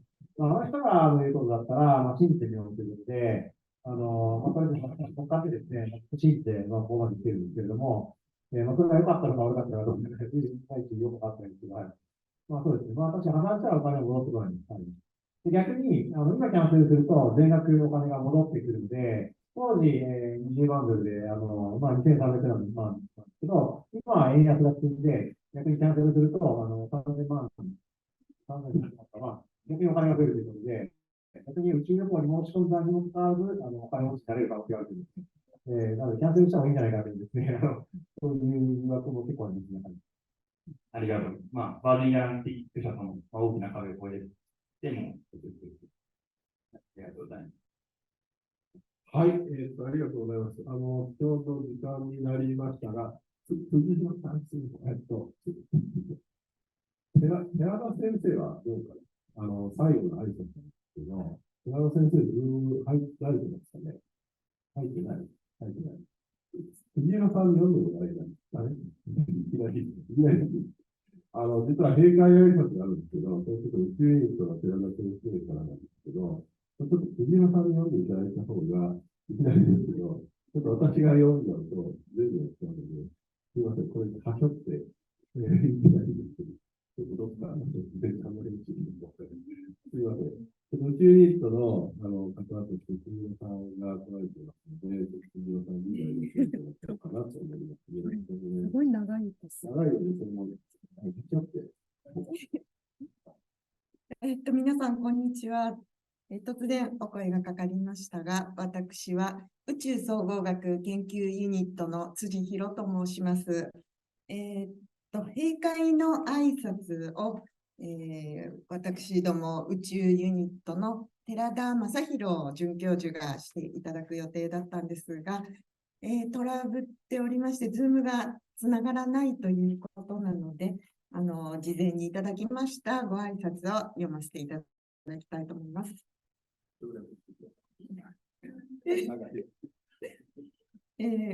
宇宙総合学研究ユニットの寺田と申します。今回の宇宙学セミナーは都合により参加できませんでしたので、大変恐縮ではありますが、代読という形でご挨拶をさせていただきたいと思います。今回は、国際教育セミナー、宇宙開発のこれからと日本は正解だったかと想像いたします。このセミナーは宇宙総合学研究ユニットとしても宇宙学セミナーという位置づけで、共催させていただきました。本セミナーではガービー・マッキントッシュ氏と稲見紀明氏をお迎えいたしました。ガービー氏には、何ですかはい。実は、ガービーさんと宇宙ユニットはこれまでいくつかの点で接点がございます。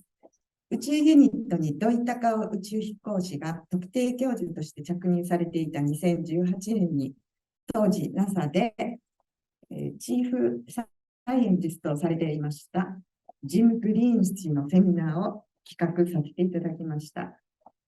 その際にガービーさんも兄弟にお越しいただき、グリーン氏のセミナーの開催をご支援いただきました。その説は誠にありがとうございました。それから、そうですね。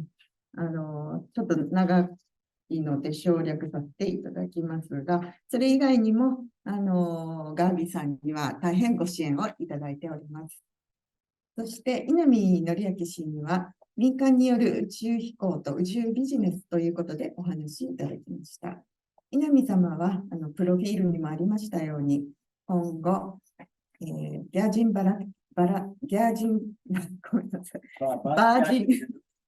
ンギャラクティック社の宇宙旅行によって、まさに宇宙に行こうとされている方です。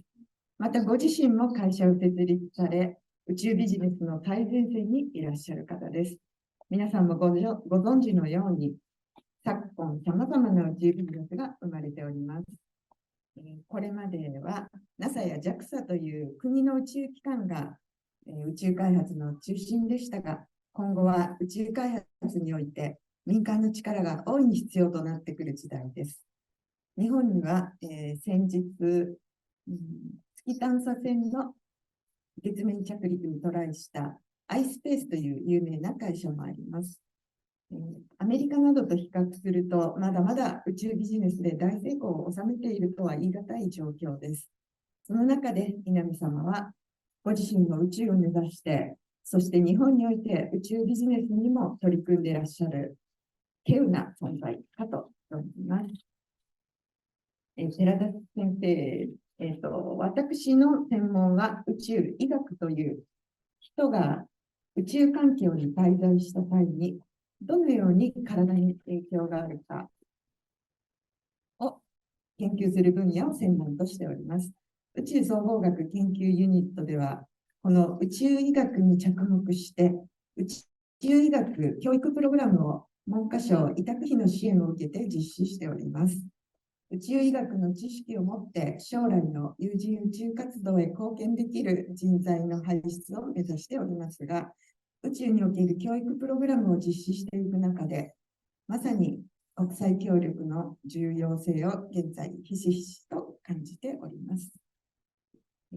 今回セミナーに参加できなかったこと、本当に残念に思いますが、本日参加された方々は、お二人のお話を聞いて、きっと今後の宇宙分野について様々な想像をされるかと思います。ぜひ皆さんと共に将来の人類の宇宙活動について今後も考えていけたらと思いました。本日はご講演誠にありがとうございました。本講演を企画された山敷先生、並びに運営を担当されたスタッフの皆様も誠にありがとうございました。今後も山敷先生は様々な面白い企画を実施されると思いますので、ぜひまたご参加いただければと思います。